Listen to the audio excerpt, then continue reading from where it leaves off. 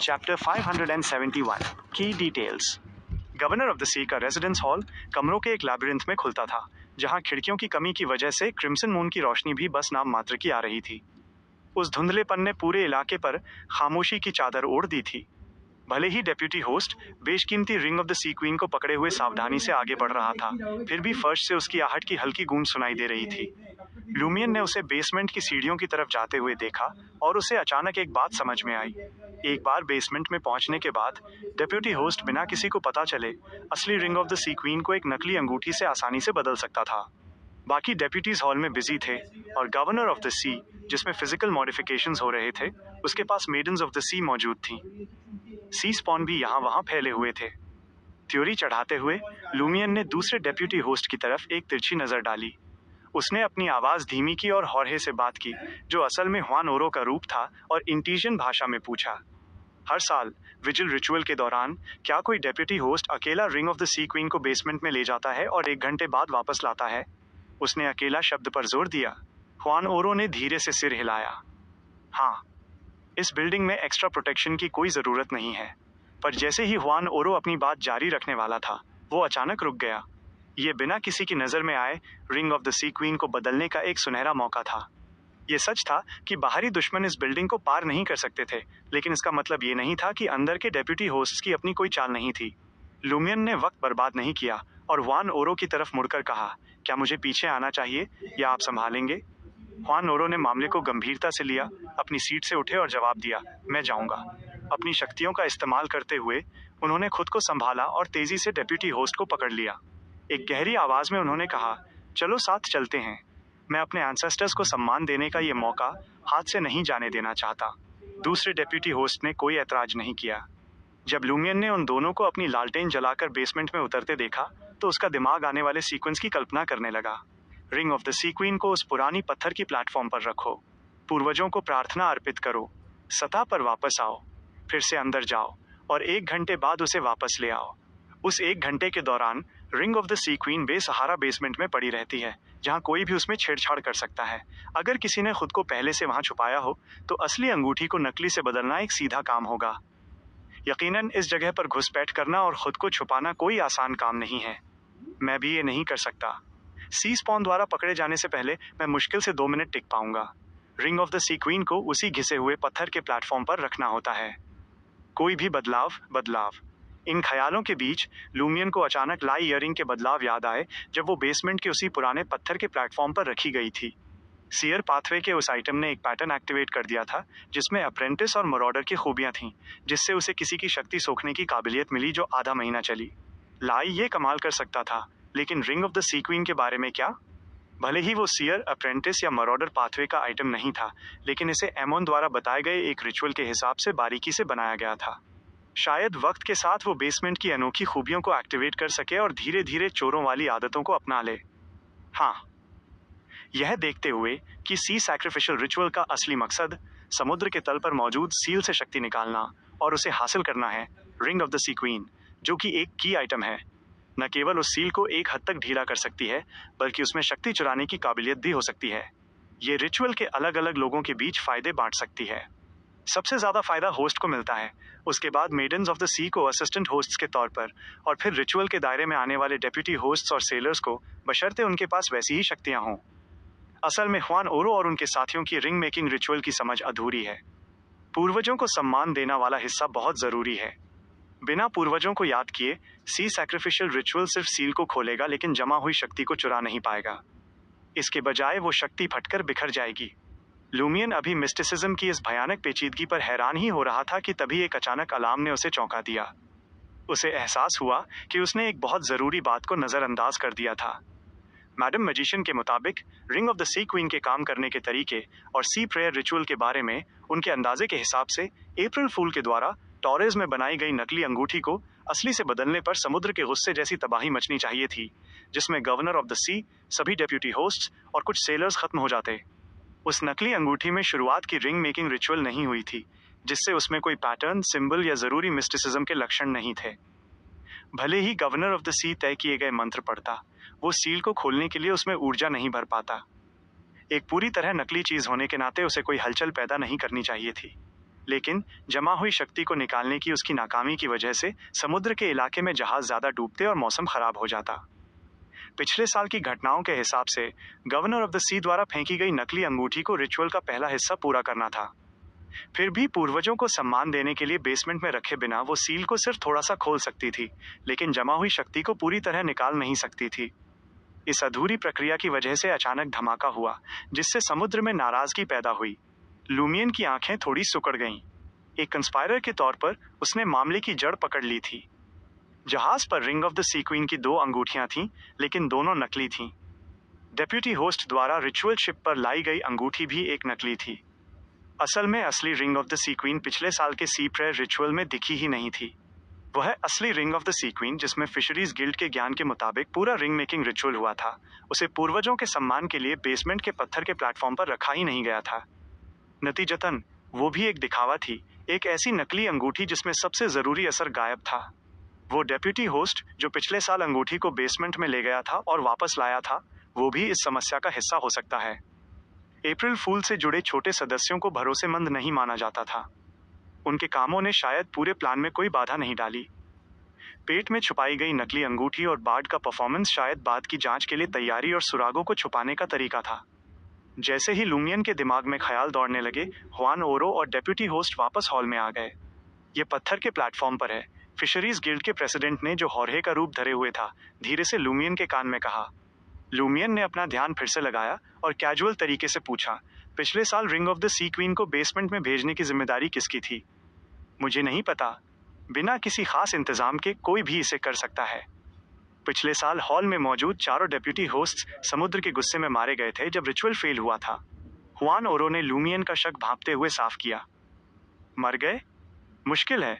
Lumion के पास spirit channelling के लिए जरूरी चीज नहीं थी और उसके पास उसे ढूंढने का समय भी नहीं था।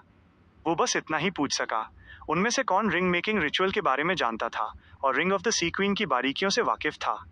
उनमें से कोई नहीं। वे पहली बार डेप्यूटी होस्ट्स के तौर पर काम कर रहे थे। हुआन ओरो ने अपना सिर हिलाया। इसके अलावा, जैसा कि मैंने कहा, जो लोग इन राजों को जानते हैं वे अभी भी जिंदा हैं। अगर वो डेप्यूटी होस्ट अल्ट्रामैन नहीं था, तो फिर वो कौन था? लूमियन का दिमाग दौड़ने लगा और वो एक नतीजे पर पहुंचा। वह मैड लेडी थी। बार्ड की तरह उसने भी अपना रूप बदलने के लिए वही तकनीक इस्तेमाल की थी। अल्ट्रामैन की मदद से उसने एक डेप्यूटी होस्ट का रूप ले लिया था और Ring of the C Queen बनाने का आखिरी कदम पूरा किया था। फिर वो उसी के साथ सेरेमोनियल शिप पर चढ़ गई थी। लूमियन इस बात से परेशान था कि मैड लेडी ने उस खास समुद्र का पता कैसे लगाया और बार्ड को सही समय पर कैसे बचाया।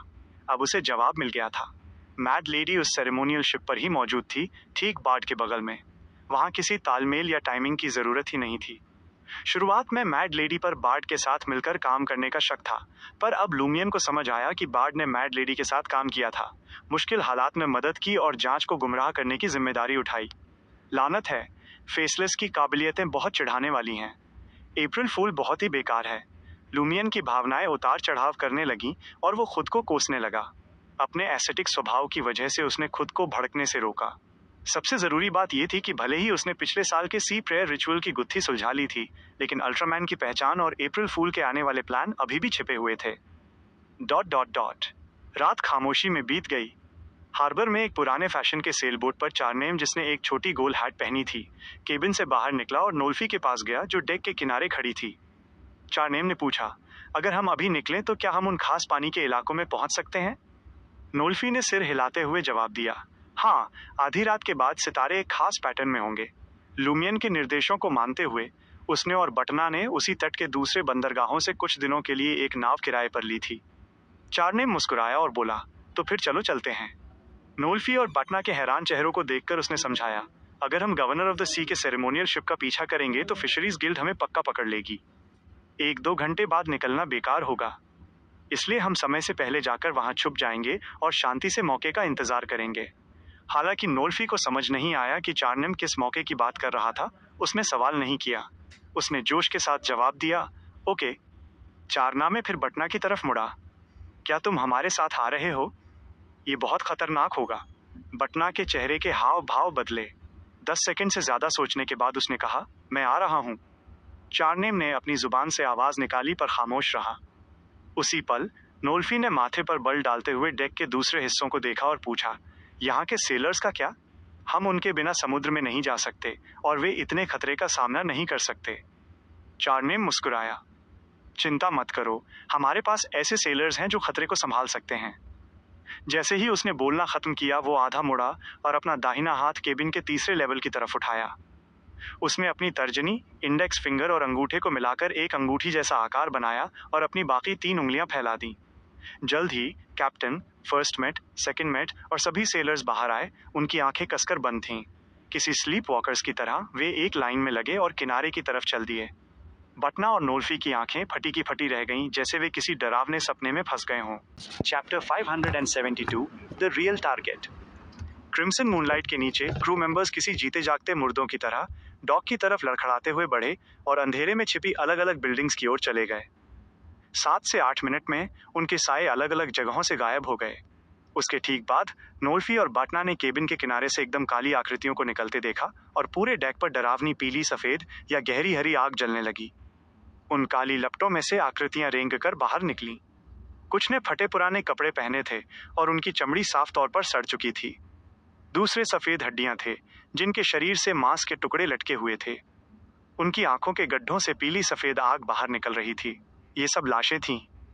जल्द ही एक गंदे जैकेट वाली आधी सड़ी हुई लाश ने पाल फहराया। एक लाश जिसकी छाती की हड्डी गायब थी, उसने भारी एंकर को ऊपर खींच लिया। दूसरी लाशों ने अपनी जगह संभाल ली और सेल बोट को धीरे धीरे पोर्ट से दूर ले जाने लगीं। जब उन्होंने उस सड़ते हुए मांस, पीली सफेद हड्डियों और अलग अलग रंगों की डरावनी आग को देखा, तो बटना और नोल्फी को ऐसा महसूस हुआ जैसे उन्होंने किसी नई दुनिया में कदम रख दिया हो। हॉरर नॉवेल्स, भूतों की कहानियां। नेविगेटर, अब तुम्हारे काम करने का वक्त आ गया है। चारनेम की आवाज ने नोल्फी को हकीकत में वापस ला दिया। ... गवर्नर ऑफ द सी के निवास में लूमियन बिना मूर्ति वाली दीवार के सहारे खड़ा था और हॉल में मौजूद हुआन ओरो समेत दूसरे डेप्यूटी होस्ट्स का जायजा ले रहा था। उसे पक्का नहीं पता था कि उनमें से कोई असली है भी या नहीं, क्योंकि एक फेसलेस आसानी से उनका रूप धर सकता था। आने वाले मिशन में वो सिर्फ खुद पर ही पूरी तरह भरोसा कर सकता था। 1 घंटा एक अजीब सी खामोशी में बीत गया। इस बार लूमियन ने खुद पहल की और हुआन ओरो को बेसमेंट में ले गया, ताकि Ring of the C queen को वापस लाया जा सके और पूर्वजों को सम्मान देने का हिस्सा पूरा हो सके। अंगूठी उस टूटे फूटे पत्थर के प्लेटफॉर्म पर रखी थी, जिसे किसी ने छुआ तक नहीं था। लूमियन पक्का नहीं कह सकता था कि ये असली है या नहीं, पर जांच के बाद पैटर्न्स, सिंबल्स और स्ट्रक्चर सही लग रहे थे और बेसमेंट में कोई भी नहीं छिपा था। अपना शांत व्यवहार बनाए रखते हुए पर दिल में तनाव लिए, लूमियन ने सुबह 6 बजे तक सब्र के साथ इंतजार किया और अपनी मानसिक और शारीरिक थकान को दूर होते महसूस किया। 2 घंटे बाद मौजूदा governor of the sea, Simon, 4 maidens of the सी के साथ विजिल रूम से बाहर निकला और बिल्डिंग के दरवाजे की तरफ बढ़ा। लूमियन, हुआन ओरो और बाकी डेप्यूटी होस्ट्स तुरंत खड़े हो गए और पीछे पीछे चल दिए। रंगीन फूलों से सजी वो 2 मंजिला सेल बोट माइलो विलेज के डॉक्स पर खड़ी थी। गांव वाले पहरेदारों की तरह तैनात थे और किसी को भी पास आने से रोक रहे थे। डेक की सीढ़ियों पर चढ़ते हुए लूमियन को हर खिड़की, फूल और मस्तूल से एक अदृश्य निगाह महसूस हुई। वही पुराना एहसास जब गवर्नर ऑफ द सी के घर की मूर्तियां जिंदा हो गई थीं। उसने शांति से उन नजरों के बीच अपना रास्ता बनाया और हुआन ओरो के निर्देशों के हिसाब से डेक के बाईं ओर जाकर खड़ा हो गया। ये उसके लिए तय की गई जगह थी। डेप्यूटी होस्ट, जिसका नाम ब्रायन था। Bang bang bang.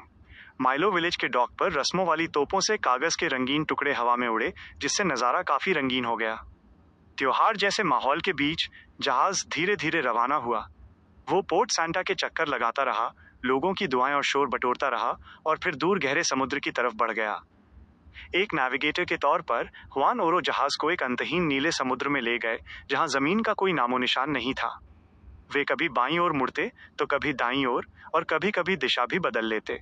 लगभग 1 घंटा बीत गया और साफ चमकदार आसमान के नीचे अचानक घने कोहरे ने जहाज को घेर लिया। स्प्लैश! कोहरे की गहराइयों में लहरें पहाड़ों की तरह ऊपर उठने लगीं। जिस भी जहाज को वे छूतीं, वो या तो पलट जाता या टुकड़े टुकड़े हो जाता। Governor of the sea, maidens of the sea, कुछ सेलर्स और वे 2 डेप्यूटी होस्ट जो पहली बार इस रस्म में हिस्सा ले रहे थे, उस डरावने नज़ारे को देखकर दहल गए। उनके चेहरे पीले पड़ गए। लेकिन हुआन ओरो के लिए, जो कई बार ऐसी रस्मों के गवाह रह चुके थे, ये किसी बच्चों के खेल जैसा था। उन्होंने बिना किसी घबराहट के सेलर्स को निर्देश दिए और उस घने कोहरे और ऊंची लहरों के बीच से जहाज को इकलौते सुरक्षित समुद्री रास्ते पर ले गए। न जाने कितनी देर बाद कोहरा छटा और लहरें चमत्कारिक रूप से शांत हो गईं। लूमियन की आंखों के सामने नीलम जैसा चमकता एक समुद्र फैल गया। समुद्र अंतहीन लग रहा था, पर दूरी और आसमान धुंधले थे और सूरज की रोशनी बस हल्की सी छनकर आ रही थी। Dot dot dot. Port Santa solo motel. Lugano खिड़की के पास खड़ा नागरिकों को देख रहा था जो सड़कों और गलियों में जश्न मना रहे थे और खुशियां फैला रहे थे। वो पहले ही लुडविग को गवर्नर ऑफ द सी के रंगीन फ्लावर बोट रिचुअल को दिखाने ले गया था और खुद भी 2 आम नागरिकों वाले उत्सवों में शामिल हुआ था। जैसे ही चाय का समय नजदीक आया, लुगानो वापस अपने कमरे में आ गया। वहां उसने लुडविग को वो खाना दिया जो उसने पहले से खरीद कर तैयार रखा था। मैं बाद में फिर बाहर जा सकता हूँ। जब गवर्नर ऑफ द सी वापस आएगा तो जश्न की एक और लहर उठेगी। बदकिस्मती से मैं साथ में ऐसे बच्चे को लिए हुए उन जोशीली फेना पॉटर लड़कियों के साथ घुल मिल नहीं सकता। लुगानो ने अफसोस के साथ सोचा। उसी वक्त दरवाजे पर दस्तक हुई। कौन है? एक मंझे हुए इनाम के शिकारी के तौर पर लुगानो ने अपनी चौकसी बढ़ा दी। मैं हूं। दरवाजे के बाहर से एक कोमल आवाज आई। लुगानो ने उसे पहचान लिया। वो रूबियो पाको की पत्नी मैडम जॉर्जिया थी। क्या वो बॉस से मिलने आई है? क्या पाको परिवार के साथ फिर से कुछ हुआ है? लुगानो ने लुडविग की तरफ देखा जो मजे से खाना खा रहा था और जल्दी से दरवाजे की ओर जाकर उसे खोल दिया। जॉर्जिया ने अपने हमेशा वाले तड़क भड़क वाले कपड़े नहीं पहने थे। उसने काली ड्रेस पहनी थी जो किसी विधवा जैसी लग रही थी। उसके लंबे उलझे हुए भूरे बाल बिखरे हुए थे और उसकी नीली आंखों में साफ तौर पर डर और घबराहट दिख रही थी। मिस्टर लुइस बेरी कहाँ हैं? महिला ने पूछा। वे सी प्रेयर रिचुअल के जश्न में हिस्सा ले रहे हैं। लुगानो ने एक बहाना बनाया। उसने परेशान मैडम जॉर्जिया को देखा और फिक्र के साथ पूछा, क्या कुछ हुआ है? वहां। जॉर्जिया हकलाने लगी। उसकी आंखों में दहशत साफ थी। मैंने उस ह्यूमनॉइड लिजर्ड की असली पहचान जान ली है। वह ह्यूमनॉइड लिजर्ड? वही जिसे बॉस ने मारा था? लुगानो की उलझन के बीच जॉर्जिया ने अचानक खुद को उसकी बाहों में डाल दिया। एक खुशबू लुगानो के दिमाग पर छा गई, जिससे वो तुरंत उस महिला को खुद से दूर नहीं कर पाया। जॉर्जिया ने अपनी आवाज धीमी कर ली, लेकिन वो अपने डर को छिपा नहीं पा रही थी। वह ह्यूमनॉइड लिजर्ड मेरा पति था, रूबियो पाको। हैं? लुगानो हैरान और दंग रह गया। जॉर्जिया ने अपने दांत भींचते हुए समझाया, तुम लोगों ने जिसे देखा था वो नकली था। नकली? किसी ने रूबियो पाको का रूप लिया था और असली रूबियो पाको एक ह्यूमनॉइड लिजर्ड में बदल गया था जिसे बॉस ने मार दिया। जैसे ही लुगानो को ये बात समझ आई, उसके ख्याल अचानक सुस्त पड़ गए। आसपास का नजारा ऐसा लगने लगा जैसे वो शीशे की किसी परत में ढका हो। उसने बचने की कोशिश की, पर गियोर्गिया ने उसे कसकर पकड़ लिया और अपनी हरकतों से उसे रोक दिया। लुडविग, जो डाइनिंग टेबल पर भुने हुए ऑक्टोपस खाने में मग्न था, ऐसा लग रहा था जैसे उसे दरवाजे पर चल रहे शांत ड्रामे का कोई पता ही नहीं है। गलियारे के पार एक कमरे में रूबियो पाको आराम से एक कुर्सी पर बैठा था और उसके चेहरे पर एक हल्की मुस्कान थी। उसने ह्यूमनॉइड लिजर्ड वाले मामले को अंजाम दिया था और लुइस बेरी को जानबूझकर उसे सुलझाने के लिए काम पर रखा था। पहली बात तो ये कि वो दूसरी पार्टी की पहचान पक्का करना चाहता था। दूसरी बात, वो पाको परिवार के कमजोर मॉन्स्टर्स को संभालने के मामले में एक कमी छोड़ना चाहता था, ताकि दूसरों को किसी फेसलेस के शामिल होने का शक ना हो। हालांकि उसने लुइस बेरी से निपटने का प्लान छोड़ दिया और उसे जाल में फंसाने से खुद को रोक लिया। ये फैसला इसलिए नहीं था कि उसे उसकी पहचान पर शक था, बल्कि लूमियन ली के सीने पर मौजूद मिस्ट्रीज ऑरा उसकी नजरों से बच नहीं पाया था। वो दूसरों जैसा नहीं था। इसके बजाय उसके पास एक नया प्लान था। अप्रैल फूल का पूरा मिशन शायद लोकी के निजी मकसदों से मेल ना खाता हो। उसका ध्यान अब छोटे लड़के लुडविग की तरफ चला गया था। उसके लिए एक स्केल डेमीगॉड लेवल की ताकत सेलेस्टियल वर्दी की तरफ से एक तोहफा थी। इससे बेहतर कोई शिकार नहीं हो सकता था। इसलिए उसने समुद्र की हलचल के बारे में इशारा दिया, जिससे लूमियन ली उलझ गया और उसने सीलिंग और चोरी की बातों को आपस में जोड़ लिया और पिछले साल के मजाक को समझ लिया। उसने खुद आगे बढ़कर जहाज पर सवार होने और सी सैक्रिफाइस की तरफ जाने का फैसला किया, जिससे एक ताकतवर दुश्मन दूर चला गया और दूसरी तरफ उसे रोकने वाला कोई नहीं बचा। अब वो पोर्ट सैंटा के नागरिकों का ध्यान खींचते हुए एक शानदार परफॉर्मेंस देने के लिए तैयार था। Dot dot dot. शांत रत्न जैसा समुद्र बिना किसी लहर के फैला था। चारों मेडन्स ऑफ द सी ने एक छोटा सा रस्म वाला डांस किया, जबकि सेलर्स भेंट लेकर आए, भेड़, मुर्गे, बैल के सिर और बहुत कुछ, जिन्हें केबिन से लाकर जहाज के अगले हिस्से बो में ढेर कर दिया गया। हाथ में Ring of the C Queen लिए Juan Oro Governor of the सी के पास गए, जैसे शादी के लिए दूल्हे का तोहफा लेकर जा रहे हों। लूमियन वहां मौजूद हर इंसान पर नजर रखे हुए था और अपने आसपास का जायजा ले रहा था। उनमें से कोई भी अचानक बार्ड, मैड लेडी, अल्ट्रामैन लोकी, हिसोका या कोई मैरियोनेट बनकर सामने आ सकता था। वो धीमा और लयबद्ध डांस जल्दी खत्म हुआ। हुआन ओरो ने वो अनोखी सोने की अंगूठी निकाली और उसे मौजूदा governor of the sea Simon Giaro को सौंप दी। उसी पल कैबिन से एक इंसान खुलकर बाहर आया। काले रंग की नन की ड्रेस और मैचिंग टोपी पहने एक औरत बाहर निकली। उसका चेहरा बिल्कुल शांत था।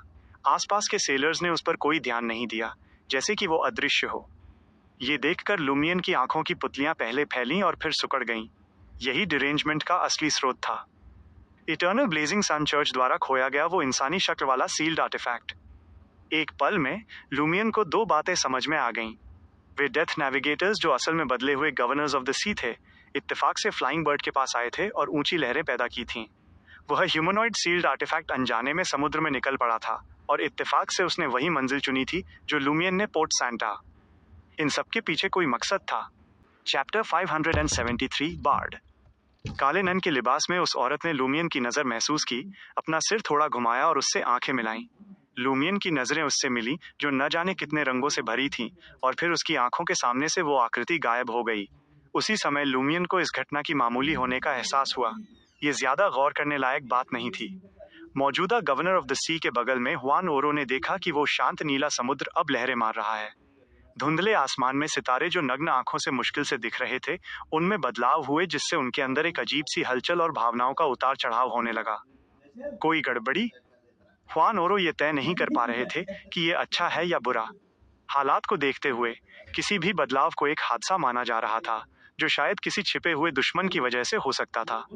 बिना किसी हिचकिचाहट के उन्होंने जबरदस्ती Ring of the C queen को आने वाले गवर्नर साइमन के हाथों में थमा दिया और चिल्लाते हुए कहा, जल्दी करो और समुद्र से शादी करो। हताशा के उस पल में फिशरीज गिल्ड के प्रेसिडेंट अनजाने में अपनी आवाज को हौरे की तरह बदलने में नाकाम रहे। हालांकि उनके वोकल कॉर्ड्स बदल चुके थे, जिससे उनकी आवाज हमेशा से ज्यादा जवान लग रही थी। साइमन उस चिल्लाहट से हैरान रह गया और उसने हुआन ओरो की बदली हुई आवाज पर ध्यान नहीं दिया। उसने अपना हाथ उठाया, Ring of the C queen को मुट्ठी में भींचा और मंत्र पढ़ा, हे समुद्र, मैं तुमसे शादी करता हूँ, सच्चे और अनंत अधिकार के प्रतीक के रूप में। इसके साथ ही उसने वो अनोखी सुनहरी अंगूठी फेंक दी। वो रोशनी से कांप रही थी और उसकी सतह एक हल्की चमक से ढकी हुई थी। जैसे ही ring of the C queen पानी में डूबी, उसकी चमक और तेज हुई और एक बच्चे के आकार जितनी फैल गई। फिर वो रोशनी की एक कली में बदल गई और नीले समंदर के पानी में ओझल हो गई। अगले ही पल हुआन ओरो, लुमियन और बाकी सबको एक कान फोड़ देने वाला धमाका सुनाई दिया। स्प्लैश! समुद्र उबलने लगा और ऐसी विशाल लहरें उठी जिन्होंने उस रंगीन फूलों वाली नाव को हवा में उछाल दिया। आसपास के माहौल में एक विनाशकारी ऊर्जा गूंजने लगी। क्या? समुद्र का गुस्सा? यह कैसे हो सकता है? हुआन ओरो की पुतलियां हैरानी में फैल गईं। उन्हें समझ नहीं आ रहा था कि उन्होंने समुद्र को फिर से नाराज कैसे कर दिया। ऐसा लग रहा था कि इस साल का सी प्रेयर रिचुअल एक बार फिर फेल हो गया है। उन्होंने हर स्टेप को बारीकी से फॉलो किया था, खुद अपनी आंखों से पूर्वजों के प्रतीक उस टूटे हुए पत्थर के प्लेटफॉर्म पर Ring of the C queen को रखा जाते हुए देखा था। उन्होंने खुद उसे वापस निकाला था और पूरी चौकसी के साथ उसकी रक्षा की थी। सब कुछ बहुत आसानी से हुआ था। ये कैसे हो सकता है? जैसे ही वो दुल्हन वाली नाव पलटने की कगार पर आई, हुआन ओरो ने अपनी मुट्ठियां भींची और उनके शरीर पर सितारों की रोशनी जैसे चमकते हुए क्रिस्टलीन स्केल्स उभर आए। उनकी आंखें गहरी हो गईं, जैसे उनके अंदर चमकते हुए सितारे निकल रहे हों। वे समुद्र के साथ घुल मिल गए। टकराने वाली आवाजें अचानक रुक गईं और वे राजसी खौफनाक नीली लहरें बीच हवा में जम गईं, जैसे किसी अदृश्य हाथ ने उन्हें मजबूती से पकड़ लिया हो। Dot dot dot. Milo village में कैथेड्रल जैसी गवर्नर ऑफ द सी की बिल्डिंग के अंदर असली गवर्नर की जगह लेने वाला वो बहरूपिया मिगेल नौकरों के कमरे में लेटा था। अचानक वो उठ बैठा और आराम से बिस्तर से उतरा। उसके चेहरे पर एक खुद से संतुष्ट होने वाली मुस्कान थी। बाहर की झाड़ियों को देखने वाली कांच की खिड़की के सामने खड़े होकर वो खुद से बुदबुदाया, लगभग समय हो गया है। मैं सोच रहा हूँ कि हुआन ओरो कैसा रिएक्ट करेंगे जब उन्हें पता चलेगा कि सी सैक्रिफाइस फिर से फेल हो गया है। हाँ, ये उस सारी परवाह का बदला है जो उन्होंने पिछले 1 साल में मुझे दी है। लोकी क्या कर रहा है? असली प्लान से अचानक ये भटकाव क्यों? क्या उसे संभावित हादसों की फिक्र नहीं है? मिगेल, जो अप्रैल फूल का एक अहम सदस्य बार्ड था, उसने पहले खुद को एक नाविक ट्रू के रूप में छिपाया था और जहाज पर सवार हुआ था और मैड लेडी के साथ समुद्र में कूदकर भाग गया था। पिछले 1 साल का उनका प्लान पिछले साल ही तैयार किया गया था। उन्होंने पोर्ट सैंटा से उन स्थानीय लोगों को चुना था जो बदकिस्मत गवर्नर से मिलते जुलते थे। समुद्र की रस में गड़बड़ी करने और वापस किनारे पर आने के बाद उन्होंने तुरंत अपने एक टारगेट को मार दिया, जिससे बार्ड उसका रूप ले सका। उनका मिगेल पर भरोसा, जो असल में बार्ड था और नकली गवर्नर ऑफ द सी बना था, इसलिए था क्योंकि अल्ट्रामैन ने इस मामले की कमान संभाली थी। अप्रैल फूल के छोटे सदस्यों के संभावित विद्रोह को रोकने के लिए एक पुराने जालसाज बार्ड ने जानबूझकर एम्परर रोजेल के सीक्रेट क्रॉनिकल्स लिखे और उन्हें लोकी को सौंप दिया। लोकी ने उन्हें सावधानी से ट्रायर में फैला दिया, जिससे इंटिस में बार्ड की मौजूदगी का भ्रम पैदा हो गया। इस चाल ने दूसरों को मिगेल, जो आज्ञाकारी रूप से गवर्नर के घर में रह रहा था, को बार्ड से जोड़ने से रोक दिया। एम्परर रोजेल के रंगीन अतीत के बारे में लिखना वाकई बार्ड के लिए मजेदार था, और हुआन ओरो का रिएक्शन देखना, जिसमें अपनी पोती और संबंधित लोगों की पत्नियों और बेटियों के साथ नजदीकी मुलाकातों से पहले बैसाखी से पिटाई खाना शामिल था, उसने बार्ड की शरारती प्रवृत्तियों को बहुत संतुष्ट किया। हालांकि प्रैंक्स तो बस एक हिस्सा थे। गवर्नर ऑफ द सी का रूप धरने के पीछे बार्ड का मुख्य मकसद साफ था। उसे उस बिल्डिंग के बेसमेंट तक बिना किसी रोक टोक के पहुंच मिल गई थी, जिसे माइलो विलेज के निवासी अपने पूर्वजों की बलि की जमीन मानते थे। घर में मौजूद सी स्पॉन की नजरों के नीचे एक नकली गवर्नर होने के बावजूद उसे अंगूठी बनाने वाली जगह और विजिल रूम के अलावा हर जगह जाने की पूरी आजादी थी। सिर्फ ये 2 जगहें मना थीं, जब तक कि वो एक हद पार न कर दे। इसके अलावा अल्ट्रामैन ने कंफर्म किया था कि गवर्नर के निवास का बेसमेंट उन सी स्पॉन के लिए कोई मायने नहीं रखता था। सीढ़ियों पर मौजूद 2 प्रतीकात्मक पहरेदारों के अलावा अंदर कोई मॉनिटर या रक्षक नहीं थे।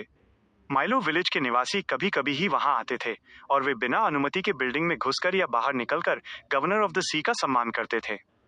इसने असली की जगह लेने वाले बार्ड के लिए काफी मौके पैदा किए। पिछले साल के सी प्रेयर रिचुअल के फेल होने और लूमियन ली के हाव भाव के बारे में सोचते हुए बार्ड हंसे बिना नहीं रह सका। वो एक मजाकिया लहजे में बुदबुदाया, तुम्हें पता है सी सैक्रिफाइस, रिंग मेकिंग और विजिल साल में सिर्फ एक बार होते हैं। क्या तुमने ये नहीं सोचा कि पूर्वजों का वो बलि अनुष्ठान सिर्फ सालाना हो सकता है? उस टूटे हुए वेदी ऑल्टर को भक्तों की आध्यात्मिकता के धीमे जमाव की जरूरत होती है। जरूरी जादू इकट्ठा करने में लगभग 12 महीने लगते हैं। बेसमेंट पर गंभीर ध्यान दिए जाने से आधा महीना पहले ही उसने रणनीतिक रूप से उन 3 रास्तों से संबंधित एक आइटम वेदी पर रख दिया था, जो खुलेआम जमा हुई चोरी की शक्तियों को सोख रहा था। इस प्लान के साथ बार्ड का मानना था कि पिछली रात के रिंग मेकिंग रिचुअल की सफलता के बावजूद, और चाहे हुआन ओरो और लूमियन ली ने Ring of the C queen को बदलने से कितनी भी सावधानी से रक्षा की हो, उसमें समुद्र के तल से शक्ति चुराने की काबिलियत नहीं होगी। इसलिए सी प्रेयर रिचुअल का फेल होना तय था। वो सील और ज्यादा खुल जाएगा, और अंदर लंबे समय से जमा हुआ ज्वालामुखी फट जाएगा। जो भी उसे रोकने की कोशिश करेगा वो खत्म हो जाएगा। पिछले साल अप्रैल फूल ने मैड लेडी को डेप्यूटी होस्ट बनाने और जानबूझकर बलि वाले पत्थर के प्लेटफॉर्म पर Ring of the C queen को दूसरे आइटम से बदलने का रिस्क इसलिए लिया था क्योंकि यह थ्योरी कि हाई लेवल चोरी की शक्ति सिर्फ साल में एक बार इस्तेमाल की जा सकती है, पूरी तरह कंफर्म नहीं थी। हालांकि अल्ट्रामैन बेसमेंट का विश्लेषण और प्रयोग कर सकता था, पर शक से बचने के लिए उसने ऐसा बार बार करने से परहेज किया। पिछले साल सी प्रेयर रिचुअल के फेल होने और उसके बाद पिछले 11 महीनों के मंथन के बाद बार्ड, अल्ट्रामैन और मैड लेडी अब पक्का थे कि उन्हें असली Ring of the C queen को बदलने की मुसीबत मोल लेने की जरूरत नहीं थी। इसके बजाय वे पहले ही चोरी की शक्ति को छीन सकते थे। इसलिए उन्होंने लूमियन ली की कोशिशों पर तंज कसा और उसके कामों या अर्थ मदर चर्च द्वारा पकड़े जाने से बचने के लिए विनाशकारी उपायों की जरूरत की फिक्र नहीं की। अपने आत्मविश्वास के बावजूद उन्हें अभी भी दिखावा बनाए रखना था, जिसमें लूमियन ली से मदद मांगना भी शामिल था। बार्ड ने अपनी नजर घुमाई और अपने बाएं हाथ की तरफ देखा। वहां एक अंगूठी पहने जाने के निशान थे। ये असल में वो आइटम था जिसमें Ring of the C Queen के मुख्य काम मौजूद थे। ... पोर्ट सांता सोलो मोटेल, 5वीं मंजिल के स्वीट के प्रवेश द्वार पर मैडम जॉर्जिया को गले लगाते हुए लुगानो के ख्याल डगमगा गए, जैसे लोहे के गियर पर पीला जंग लग गया हो या उनमें चिकनाई की कमी हो। या ये क्या हो रहा है? क्या मुझ पर हमला हुआ है? नहीं, मुझे जल्दी करनी होगी। मुझे इस स्थिति से छुटकारा पाना होगा। लुगानो ने अपनी बाहों में मौजूद महिला को धक्का देने की कोशिश की, पर उसे एहसास हुआ कि वो अचानक बहुत भारी हो गई है। अपने जोड़ों का चतुराई से इस्तेमाल करते हुए मैडम जॉर्जिया ने उसे अपने हाथ और पैर उठाने से रोक दिया। ये हरकत किसी प्रेमियों की शरारती बातचीत जैसी लग रही थी। उसके उलझे हुए ख्यालों के साथ मिलकर लुगानो जैसा प्लांटर भी जॉर्जिया की पकड़ से खुद को छुड़ा नहीं सका। घबराकर लुगानो ने मदद के लिए पुकारने के लिए अपना मुंह खोला। तभी जॉर्जिया ने अपना सिर उठाया और अपने लाल होंठ उसके होंठों पर रख दिए। लुगानो पल भर के लिए दंग रह गया। बगल के कमरे में एक महिला भाड़े की सैनिक मर्सनरी का रूप धरे जेना ने कांच और दूसरी चीजों के माध्यम से लूमियन के लिविंग रूम की स्थिति को रिफ्लेक्ट करने के लिए एक आईना पकड़ रखा था। लुगानो और जॉर्जिया को गले मिलते और फ्लर्ट करते देख जेना अपनी आवाज धीमी करके कोसने से खुद को नहीं रोक सकी। लानत है, क्या तुम ऐसे समय में भी जोश में आ सकते हो, और वो भी एक बच्चे के सामने। यह देखते हुए कि फ्रैंका के साथ curly head baboons research society के सदस्य जुड़ेंगे, लुमियन ने जेना को चुपके से लुगानो पर नजर रखने का काम सौंपा था, ताकि पता चल सके कि उस इंटरप्रेटर के साथ क्या गड़बड़ थी। एक पूर्व शोई डीवा के तौर पर जेना ने ऐसे कई नज़ारे देखे थे और इससे भी ज्यादा अश्लील देखे थे। उसे समझ नहीं आ रहा था कि उन्होंने दरवाजे पर ऐसा प्यार दिखाने का फैसला क्यों किया। उसी पल उसके बगल में खड़े एंथनी रीड ने आईने की तरफ देखा और त्योरी चढ़ाई। ऐसा नहीं लग रहा कि वे प्यार जता रहे हैं। उनके काम और हाव भाव ऐसे लोगों जैसे नहीं हैं जो इस तरह की गतिविधियों में शामिल होते हैं। Chapter 574 heavy. उनके काम और एक्सप्रेशंस उन लोगों के आम व्यवहार से मेल नहीं खाते जो इंटीमेट मोमेंट्स में बिजी होते हैं। भले ही जेना ने अतीत में ऐसे नज़ारे देखे थे, लेकिन उसने दूसरों के निजी इंटरैक्शंस की बारीकियों में गहराई से छानबीन नहीं की थी। एंथनी की बात सुनकर उसने तुरंत स्पेक्टेटर के नजरिए का साथ दिया। एंथनी ने अपनी बात जारी रखी। लुगानो की बॉडी लैंग्वेज साफ तौर पर रेजिस्टेंस दिखा रही है। उसकी मौजूदा हालत बहुत ही एबनॉर्मल है। वो विरोध कर रहा है, पर फिर भी खुद को छुड़ा नहीं पा रहा। वहां कोई तेज हलचल नहीं है, जबकि लुगानो एक मजबूत शरीर वाला सीक्वेंस 8 बियॉन्डर है। यह स्थिति यकीनन अजीब है। किस तरह की बियॉन्डर पावर्स ऐसा कर सकती हैं? जेना ने तेजी से इस मिशन के संभावित दुश्मनों के बारे में जानकारी खंगाली। इसमें से ज्यादातर जानकारी फ्रांका ने तैयार की थी, जिसमें जजमेंट और मैडम मैजिशियन ने भी कुछ हिस्सा जोड़ा था। जैसे ही ये ख्याल जेना के दिमाग में दौड़े, उसे अचानक एक बात समझ आई। मैरियोनेटिस्ट, सियर पाथवे का एक सीक्वेंस 5 मैरियोनेटिस्ट। फ्रांका के मैरियोनेटिस्ट्स के डिस्क्रिप्शन के मुताबिक ये बियॉन्डर्स सायों में छिप सकते हैं और दूर से ही अपने टारगेट के स्पिरिट बॉडी थ्रेड्स को कंट्रोल करके उन्हें ऑटोनोमस मैरियोनेट्स में बदल सकते हैं। और मैडम मैजिशियन की एक्स्ट्रा जानकारी में ये शामिल था, एक मैरियोनेटिस्ट किसी जीव के स्पिरिट बॉडी थ्रेड्स को मैनिपुलेट करता है। एक माहिर मैरियोनेटिस्ट 5 से 10 सेकंड में टारगेट के स्पिरिट बॉडी थ्रेड्स पर शुरुआती कंट्रोल हासिल कर सकता है, जिससे सोचने की क्षमता और हलचल धीमी हो जाती है और शरीर अकड़ने लगता है। लुगानो की मौजूदा हालत एक मैरियोनेटिस्ट के स्पिरिट बॉडी थ्रेड्स पर शुरुआती कंट्रोल के लक्षणों से पूरी तरह मेल खाती थी। जेना ने अपनी आवाज धीमी की और एंथनी से कहा, लोकी। लोकी कोडनेम वाला दुश्मन कोई और नहीं, बल्कि एक मैरियोनेटिस्ट था। एंथनी तुरंत जेना के अंदाजे को समझ गया और उसने सहमति में सिर हिलाया। जल्दबाजी की जरूरत नहीं है। एक मैरियोनेटिस्ट को टारगेट को पूरी तरह मैरियोनेट में बदलने के लिए कई मिनट लगते हैं। हमारे पास लुगानो को बचाने का मौका है। जानकारी के मुताबिक लुगानो को जबरदस्ती वहां से हटाना, उसे एक तय सीमा से आगे धकेलना या उसे झटका देना, उसे स्पिरिट बॉडी थ्रेड्स के चंगुल से बाहर निकलने या ऐसे मैनिपुलेशन के खिलाफ अपनी रेजिस्टेंस बढ़ाने में मदद कर सकता है।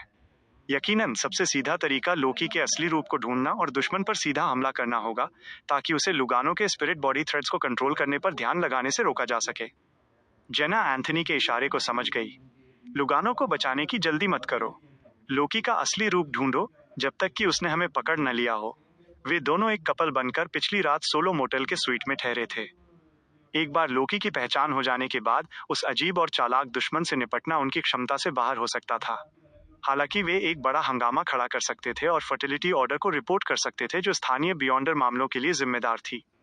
लुमियन ने पहले ही नोएलिया के साथ तालमेल बिठा लिया था। जेना ने सिर हिलाया और खुद को छिपाने की तैयारी में फ्लोरेसेंट पाउडर की तरफ हाथ बढ़ाया, पर अगले ही पल उसने वो ख्याल छोड़ दिया। उसे जानकारी में दी गई चेतावनी याद आई। मैरियोनेटिस्ट्स अलग अलग जीवों के स्पिरिट बॉडी थ्रेड्स को सीधे महसूस कर सकते हैं। उन पर ज्यादातर इनविजिबिलिटी इफेक्ट्स काम नहीं करेंगे। इसके अलावा लोकी इस वक्त स्पिरिट बॉडी थ्रेड्स को मैनिपुलेट कर रहा था। लोकी का पता कैसे लगाया जाए? जेना ने बड़ी उलझन के साथ सोचा। Dot dot dot. उन सील किए गए पानी के बीच सगाई वाले जहाज पर लुमियन ने पहले पहाड़ों जैसी नीली लहरों को उठते देखा और फिर महसूस किया कि वे हवा में जम गई हैं, जैसे उन पर अचानक कोई चीज जम गई हो। आसपास के माहौल से एक हिंसक ऊर्जा निकल रही थी, जो रास्ते में आने वाली हर चीज को मिटा रही थी। समुद्र का गुस्सा? लुमियन का दिल तेजी से धड़कने लगा। उसी तरह उसे समझ नहीं आ रहा था कि क्या गलत हुआ है। ऐसा लग रहा था कि Ring of the C Queen ने सील का सिर्फ पहला हिस्सा खोला था और अपने चोरी करने वाले असर का दूसरा हिस्सा नहीं दिखाया था।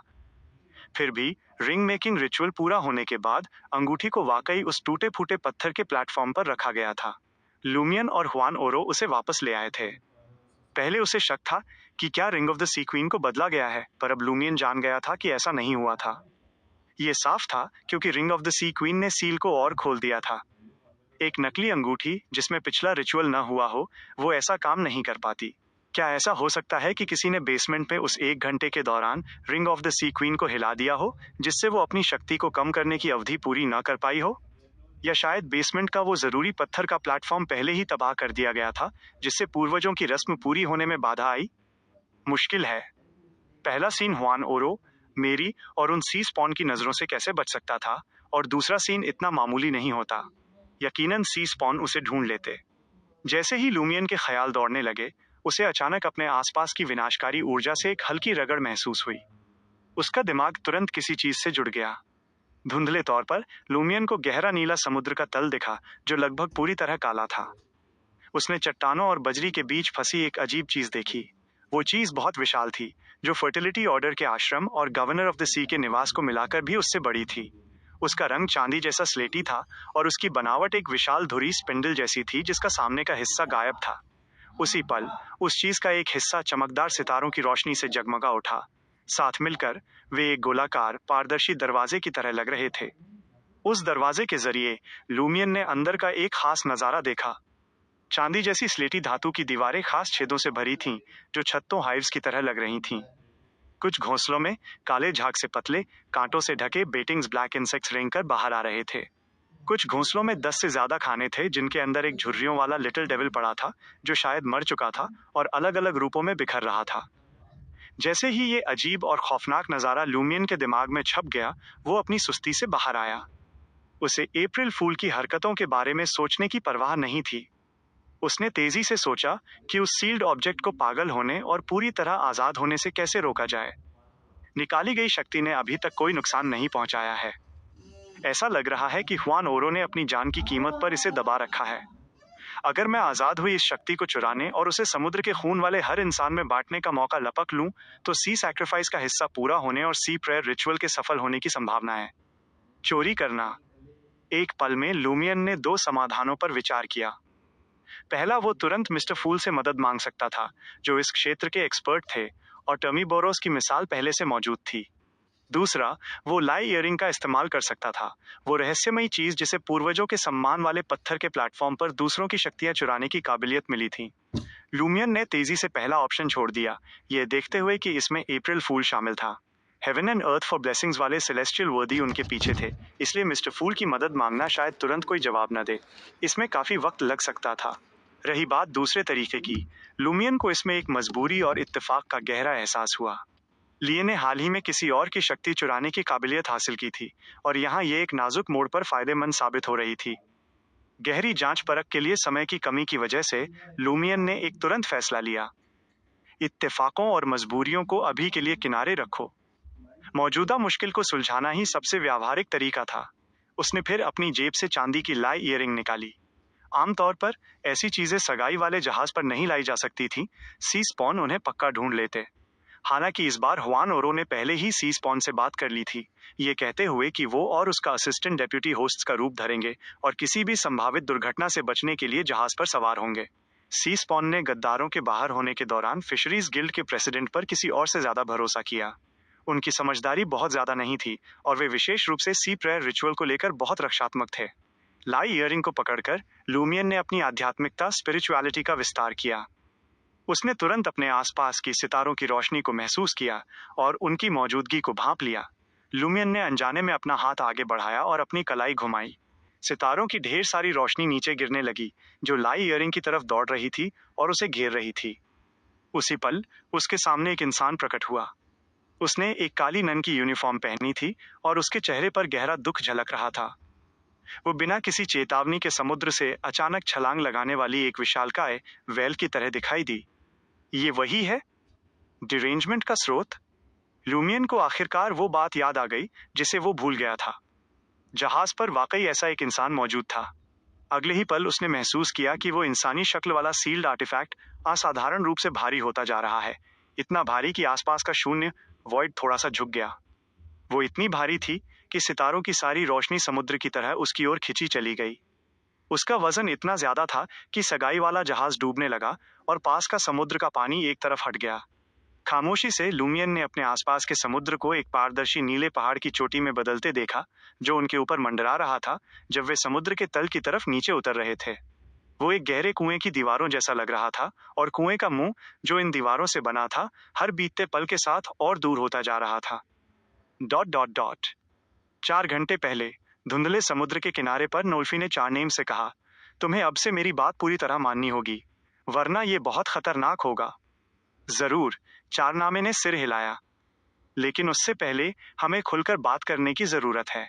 उसके चेहरे पर धीरे धीरे एक मुस्कान फैल गई। बटना, जो नोल्फी के बगल में खड़ा था, उसने उत्सुकता से पूछा, कैसी बात? चारनम ने एक धातु का डिब्बा निकाला और नोल्फी की तरफ देखा। ये एक एजेंट है जो लोगों को सच बोलने पर मजबूर कर सकता है। मैं जानना चाहता हूं कि क्या तुम्हारा कोई गुप्त साथी है? अगर है तो वो कौन है? चिंता मत करो, यह जहर नहीं है। चारनेम ने ढक्कन खोला और अपनी ईमानदारी दिखाने के लिए एक घूंट भरा। नोल्फी खामोश रही। अगर मैं इसके बारे में नहीं समझूंगा तो मेरे लिए तुम्हारे निर्देशों को मानना मुश्किल होगा, चारनामे ने उकसाना शुरू किया। हम पहले ही यहाँ आ चुके हैं। हम किसी भी पल उन पानी के इलाकों में घुस सकते हैं और सी प्रेयर रिचुअल से पहले पानी के नीचे के महल को तबाह कर सकते हैं। क्या तुम सच में हार मानने के लिए तैयार हो? नोल्फी एक पल के लिए खामोश रही और फिर उसने वो धातु का डिब्बा लिया और एक बड़ा घूंट भर लिया। चारनेम का दिल दुखने लगा जब उसने बोतल वापस ली और दवाई के असर करने का सब्र के साथ इंतजार करने लगा। Chapter 575 handover. थोड़ी देर बाद चारनामे के सब्र का बांध टूट गया। उसने नोल्फी को घूरते हुए सवाल किया, क्या तुम्हारा कोई सीक्रेट साथी है? नोल्फी ने धीरे से सिर हिलाया और मान लिया, हाँ। बटना और चारनामे को इस जवाब की उम्मीद थी, लेकिन इसने चारनामे के एक्साइटमेंट को कम नहीं किया। वह कौन है? नोल्फी थोड़ा हिचकिचाई और फिर खुलासा किया, वो हुआन ओरो है। हुआन ओरो? फिशरीज गिल्ड का प्रेसिडेंट? बटना दंग रह गया। चारनेम का भी यही हाल था। क्या वो जासूस बॉस हो सकता है? अपनी आलोचना के बावजूद उसने बात आगे बढ़ाई, क्या तुम पक्का कह सकती हो कि वो हुआन ओरो ही है? जब हुआन ओरो को फिशरीज गिल्ड के कोर मेंबर्स की जांच करने का निर्देश दिया जा रहा था, तब लूमियन ने, जिसने अर्थ मदर चर्च के असली इरादों का पता लगा लिया था, नोएलिया से हुआन ओरो समेत प्रेसिडेंट के बारे में वैसी ही जानकारी मांगी थी। ऑफिशियल रिपोर्ट्स के मुताबिक हुआन ओरो की सेहत काफी स्थिर थी। उसे कभी कोई गंभीर बीमारी या चोट नहीं लगी थी। इसके अलावा उसने अपने छिपकली वाले रूप लिजार्ड फॉर्म पर कंट्रोल खोने का कोई संकेत भी नहीं दिखाया था। हकीकत में ऐसा कोई संकेत नहीं था कि उस पर अल्ट्रामैन जैसे किसी ट्रांसमाइग्रेटर का साया हो। जाहिर है, सिर्फ इस जानकारी के आधार पर कोई आखिरी फैसला नहीं लिया जा सकता था। आखिर जब curly head baboons research society के कई मेंबर्स के असली शरीरों का बुरा हाल हुआ था, तो उसका कोई गवाह नहीं था। उम्र बढ़ने के बावजूद हुआन ओरो की पर्सनालिटी लगभग वैसी ही थी, बस उसका जिद्दीपन थोड़ा बढ़ गया था और उसका समुद्र की तरफ वापस लौटने का झुकाव ज्यादा हो गया था। सबसे जरूरी बात, अगर हुआन ओरो ही अल्ट्रामैन होता तो सी प्रेयर रिचुअल के दौरान अप्रैल फूल की कई रुकावटें डालने वाली हरकतों की जरूरत ही नहीं पड़ती। उन्हें बहुत ही आसान और गुप्त तरीके से अंजाम दिया जा सकता था। इन फैक्टर्स को देखते हुए चारनम ने पहले ये निष्कर्ष निकाला था कि हुआन ओरो अप्रैल फूल का कोई अहम मेंबर नहीं था। नोल्फी ने अपने होंठ भींचे और बताया, वही है, मैं उससे 6 महीने पहले पोर्ट रायुक में मिली थी। रायुक, जो डारीज माउंटेन रेंज के उत्तर में स्थित है, इंटिस रिपब्लिक के रिस्टन प्रोविंस के अधिकार क्षेत्र में एक पोर्ट के रूप में काम करता था। पहले मिले थे? चारनेम के मुंह से निकल गया। तुम्हारी आंखें तुम्हें धोखा दे सकती हैं। जो तुम महसूस करती हो, जरूरी नहीं कि वो हकीकत हो। अपनी बात बताने की इच्छा को न रोक पाने की वजह से उसने आगे कहा, ठीक अभी की तरह। तुम मुझे जैसा देख रही हो, वो असली मैं नहीं हूं। फर्क काफी ज्यादा है। क्या तुम ये कहना चाह रहे हो कि जिस हुआन ओरो से मैं मिली थी, वो कोई बहरूपिया था? नोल्फी ने अविश्वास जताया, लेकिन उसने लहरों को कंट्रोल करने की काबिलियत भी दिखाई थी। चारनेम मुस्कुराया, फिशरीज गिल्ड के कई कमिटी मेंबर्स के पास ऐसी काबिलियतें हैं। क्या होगा अगर उनमें से किसी ने हुआन ओरो का रूप धरा हो? लेकिन वह बिल्कुल वैसा ही था। नोल्फी खुद पर शक करने लगी। चारनेम ने कैजुअल तरीके से कहा, हमें मिली जानकारी के हिसाब से हुआन ओरो ने लगभग 1 दशक से पोर्ट सैंटा नहीं छोड़ा है। वह फिशरीज गिल्ड का प्रेसिडेंट है। वो रोजाना एसोसिएशन में आता जाता रहता है। भले ही इस जानकारी का इस्तेमाल नोल्फी को मनाने के लिए किया गया था, लेकिन ये कोई ठोस सबूत नहीं था। अगर हुआन ओरो ही अल्ट्रामैन होता तो वो पोर्ट रायुक जाने और 2 घंटे से भी कम समय में वापस आने के लिए मैड लेडी की मदद ले सकता था। ऐसे हालात में शायद ही किसी का ध्यान उसकी थोड़ी देर की गैर मौजूदगी पर जाता। नोल्फी चुप हो गई, सोचने लगी और बुदबुदाते हुए बोली, तो फिर वो कौन हो सकता है? मुझे कैसे पता होगा? चारनामे ने आलोचना वाले अंदाज में कहा। थोड़ा अजीब महसूस करते हुए उसने बातचीत का रुख मोड़ा। उस नकली हुआन ओरो ने तुम्हारे साथ किस तरह के सहयोग की बात की थी? क्या तुम्हारे पास पानी के नीचे के महल को तबाह करने और सी प्रेयर रिचुअल को हमेशा के लिए खत्म करने का कोई तरीका है? नोल्फी का शरीर कांप उठा, जैसे वो किसी अंदरूनी इच्छा से जूझ रही हो। थोड़ी देर रुकने के बाद उसने जवाब देने की कोशिश की। वो मेरे सुराग मिटाने और मेरी मौजूदगी को नजरअंदाज करने में मदद करेगा।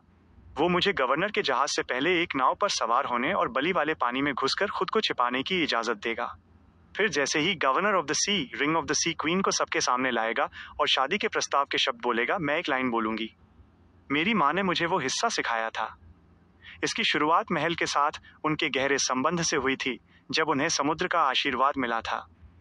इसका मकसद महल के अंदर एक सेल्फ डिस्ट्रक्ट सीक्वेंस को ट्रिगर करना है।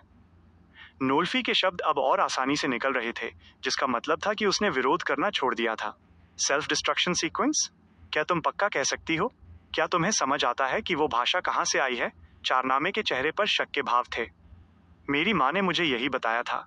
नोल्फी ने उस भाषा के मतलब की अपनी नासमझी जाहिर की। चारनेम ने दबाव डाला, क्या तुम्हारी माँ उस भाषा को समझती है? वो नहीं समझती, लेकिन वो इसकी अहमियत जानती है। क्या तुम अंदाजा लगा सकते हो? यह आध्यात्मिक बातचीत, स्पिरिचुअल कम्युनिकेशन का एक रूप है। नोल्फी ने अपनी माँ का पूरे निश्चय के साथ बचाव किया। आत्मा के लेवल पर बातचीत के जरिए धोखा देना नामुमकिन नहीं है। इसके अलावा अनपढ़ों को बेवकूफ बनाना हमेशा आसान होता है। चारनामे ने मन ही मन अपनी शिकायत बुदबुदाई। उसने माथे पर बल डाला और पूछा, क्या उस नकली हुआन ओरो ने तुम्हें बताया था कि पिछले साल का सी प्रेयर रिचुअल फेल हो गया था? नहीं। अगर उसने बताया होता तो मैं पोर्ट सैंटा में नाव किराए पर नहीं लेती। नोल्फी ने अपनी झुंझलाहट जाहिर की। अगर उसे शुरुआत से पता होता कि पिछले साल का रिचुअल गड़बड़ा गया था, तो उसने इस साल पोर्ट सैंटा में और ज्यादा चौकसी की उम्मीद की होती। समुद्र यात्रा के लिए नाव किराए पर लेने की कोशिश करने वाले लोग यकीनन उनकी वॉच लिस्ट में होते। चारनेम के चेहरे पर उलझन के भाव आ गए। क्या इसका मतलब ये नहीं होगा कि वो नकली हुआन ओरो उम्मीद कर रहा था कि तुम्हें लाटो ग्यारो पकड़ लेगा? आधा साल पहले न तो अप्रैल फूल और न ही पोर्ट सैंटा में किसी गलत इरादे वाले इंसान ने लूमियन के सी प्रेयर रिचुअल की जांच करने के लिए आने का अंदाजा लगाया था। इससे ये पता चलता था कि नोल्फी का असली रोल लूमियन को लुभाने के लिए नहीं बनाया गया था। ये अप्रैल फूल के शुरुआती प्लान का हिस्सा रहा होगा, जब तक कि उन्होंने फिर से विचार नहीं किया और उस महान एडवेंचर की जांच का फायदा उठाने का फैसला किया। ऐसे हालात में नोल्फी को लाटो ग्यारो द्वारा पकड़े जाने देना अप्रैल फूल के प्लान में महज एक चूक नहीं थी, जब तक कि उनका इरादा ही यही न रहा हो। क्या नोल्फी को फिशरीज गिल्ड को उलझाने और दूसरे कमेटी मेंबर्स के मन में हुआन ओरो के खिलाफ शक पैदा करने के लिए बीच में लाया जा रहा है? उनके बीच की दरार उनके सहयोग में बाधा डालेगी, लेकिन यह रणनीति उतनी चालाक नहीं लगती। क्या ये अर्थ मदर चर्च का ध्यान इस साल के सी प्रेयर रिचुअल से हटाकर नोल्फी की तरफ मोड़ने की कोशिश है? या फिर फ्रांका, जो चारनम का रूप धरे हुए थी, उसने एक अंदाजा लगाया। या शायद लाटो ग्यारो भी अप्रैल फूल का एक मेंबर है। जैसे ही नोल्फी पोर्ट सैंटा पहुंची और उसने नाव किराए पर लेने की कोशिश की, उसे पकड़ लिया गया। न केवल लाटो ग्यारो का इस सहयोगी पर पूरा कंट्रोल है, बल्कि वो उसे जरूरी सुरक्षा भी देता है। क्या ऐसा हो सकता है कि जब सी प्रेयर रिचुअल शुरू होने वाला हो, तब वो चौकसी में ढील देने का नाटक करेगा, जिससे नोल्फी को सफलतापूर्वक भागने और नाव हासिल करने का मौका मिल जाए? इस अंदाजे के साथ फ्रैंका ने लाटो गुयारो के बारे में जितना सोचा, उसे उतना ही कुछ अजीब लगा। चाहे वो नाइट ऑफ सॉर्ड से मिली जानकारी हो या अधिकारियों से, एक ही बात सामने आई। लाटो ग्यारो कई साल पहले अपनी पत्नी से अलग कमरों में सोता था। ट्रांसमाइग्रेटर्स के लिए असली मालिक के शरीर पर कब्जा करने के बाद उनका सबसे बड़ा डर ये होता है कि उनके आसपास के लोग उनकी बारीकियों से उनकी असलियत जान लेंगे। इन लोगों में उनके भेष का खुलासा करने की सबसे ज्यादा संभावना उनके गहराई से जुड़े माता पिता और जीवन साथी की होती है, जो एक ही बिस्तर साझा करते हैं। खासकर जीवन साथी को कई ऐसी आदतों का पता होता है जो दूसरों को नहीं पता होती। ऐसे हालात में अलग कमरों में सोने का फैसला ट्रांसमाइग्रेटर्स के लिए खुद को बचाने का एक जरिया था। शुरुआत में फ्रांका को यह जानकारी मिलते ही थोड़ा शक हुआ था, लेकिन उसने तुरंत उसे खारिज कर दिया। पहला, एक अधेड़ उम्र के आदमी और उसकी पत्नी का अलग अलग सोने के कमरे होना कोई असामान्य बात नहीं थी। लाटो ग्यारो इकलौता फिशरीज गिल्ड कमेटी मेंबर नहीं था जिसने ऐसा किया हो। दूसरा, लाटो ग्यारो को पहले नाइट ऑफ सॉर्ड्स ने जबरदस्ती कंट्रोल किया था और लूमियन व उसने उसे ट्रूथ सीरम दिया था। उस दौरान पूछताछ में उसने अप्रैल फूल से जुड़े होने का कोई संकेत नहीं दिया था। उसने समुद्र से शादी करने की बात करते समय दबी हुई हंसी का कोई संकेत तक नहीं दिया। हालांकि क्या होगा अगर लाटो गियारो, जिसने स्वेच्छा से नोल्फी की जानकारी दी थी, उसने एडवेंचरर की जांच से बचने के लिए पहले से तैयारी की हो और हिप्नोसिस के जरिए अपनी यादों के एक हिस्से को छिपा दिया हो। ट्रूथ सीरम बुनियादी तौर पर दूसरों के साथ बातें साझा करने की इच्छा को बढ़ा देता है। यूजर की जानकारी या समझ से परे कोई भी चीज छिपी ही रहती है। अब सबसे बड़ा सवाल ये था, लाटो गियारो ने अप्रैल फूल के जरिए समान काबिलियत वाले बियॉन्डर्स या आइटम्स कहां से हासिल किए? फ्रांका को यकीन होता जा रहा था कि लाटो गियारो ही अल्ट्रामैन है। उसे एक जरूरी बात याद आई, मौजूदा governor of the sea Simon Guyaro परिवार से ही था। इससे पहले हुआन ओरो ने उसकी सलाह मानी थी कि लूमियन को छोड़कर हर किसी का ब्लड टेस्ट किया जाए जो जहाज पर सवार हो। इसका मकसद पारिवारिक संबंधों की पुष्टि करना और भेस बदलकर घुसने वाले किसी भी बाहरी इंसान का पता लगाना था। क्या होगा अगर साइमन गियारो ही भेस बदला हुआ लाटो गियारो हो? ये तरीका सिर्फ उसकी पहचान की ही पुष्टि करेगा। ... सगाई वाले जहाज पर, जो अब समुद्र के तल पर ऐसे टिका हुआ था जैसे किसी विशाल चट्टान के नीचे दबा हो। जहाज के अगले हिस्से में खड़ा साइमन गियारो घबराया हुआ लग रहा था। उसके चेहरे पर डर और उलझन का मिला जुला भाव था। फिर भी उसके होठों के कोनों पर एक हल्की सी मुस्कुराहट आई। उसी पल पिछली रात की गवर्नर ऑफ द सी की रस्म उसके दिमाग में कौंध गई। चमचमाते नीले सूट में साइमन गियारो ने हॉल में प्रवेश किया और अपने पूर्ववर्ती गवर्नर मिगेल की तरफ ध्यान दिया, जिसने रेट्रो सफेद चोगा पहना था और उसे देख रहा था। तय की गई प्रक्रिया के हिसाब से उसने पहले से तय शब्द कहे, मैं समुद्र को तुम्हारे हवाले करता हूँ। ये मेरा सम्मान है, साइमन गुयारो ने पूरी गंभीरता के साथ जवाब दिया और दूसरे की तरफ बढ़ा। मिगेल ने अपना दाहिना हाथ आगे बढ़ाया और साइमन गियारो ने हाथ मिलाने के लिए हाथ आगे बढ़ाया। यह इशारा पुराने गवर्नर की रवानगी और वर्तमान गवर्नर के रूप में साइमन गुयारो की भूमिका की शुरुआत का प्रतीक था। हाथ मिलाने के बाद वे एक दूसरे के पास से गुजरे। जैसे ही उन्होंने अपनी नजरें उल्टी दिशाओं में मोड़ी, उनके होठों के कोने धीरे से ऊपर की तरफ मुड़ गए। उनका पीछा करने वाली अनगिनत मूर्तियों की निगरानी में एक आगे बढ़ा, जबकि दूसरा हॉल से बाहर निकल गया। Chapter 576 palace. सीयर पाथवे के एक सील्ड आर्टिफैक्ट के जरिए साइमन का रूप धरने के बाद लाटो गियारो ने अपने आसपास एक भ्रामक सितारों की रोशनी देखी, जो किसी भंवर में फंसे समुद्री पानी जैसी लग रही थी। वो रोशनी तेजी से नीचे गिरी, जिससे एक बड़ा कीप फनल जैसा आकार बन गया। इस भंवर की शुरुआत उस इंसानी शक्ल वाले सील्ड आर्टिफैक्ट से हुई थी, जिसे उन्होंने इटर्नल ब्लेजिंग सन चर्च से अगवा किया था। Curly head baboons research society के अंदरूनी मामलों के उजागर होने और लोकी व आइनो समवन की लगातार मौतों के बाद, जिनमें से एक कीमती मौके की कीमत पर दोबारा जिंदा हुआ, जबकि दूसरा हमेशा के लिए खत्म हो गया, उन्होंने अपने शुरुआती सी सैक्रिफाइस प्लान में बदलाव किए और रिसर्च सोसाइटी के संभावित दखल को रोकने के लिए एक बैकअप स्ट्रेटजी एक्टिवेट कर दी। दोबारा जिंदा हुए लोकी की चेतावनी के मुताबिक सोसाइटी की वाइस प्रेसिडेंट हेला शायद सीक्वेंस 4 पर पहुंचकर डेमीगॉड स्टेटस हासिल कर चुकी थी और डेथ पाथवे से बदलकर एवरनाइट पाथवे में जा चुकी थी। सिर्फ अल्ट्रामैन, बार्ड और मैड लेडी के भरोसे रहने पर उनके पेचीदा प्लान किसी भी ताकतवर इंसान के सामने ढह सकते थे।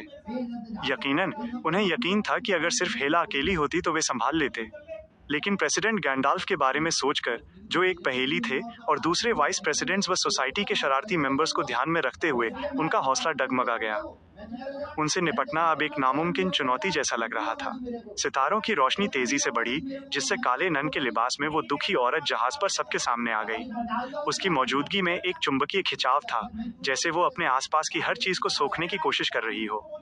ये किसी मछली पकड़ने वाले जाल के बीच में गिरने वाले बहुत भारी लोहे के गोले जैसा था, जो हर चीज को नीचे खींच रहा था और अपने साथ पूरे जाल को भी घसीट रहा था।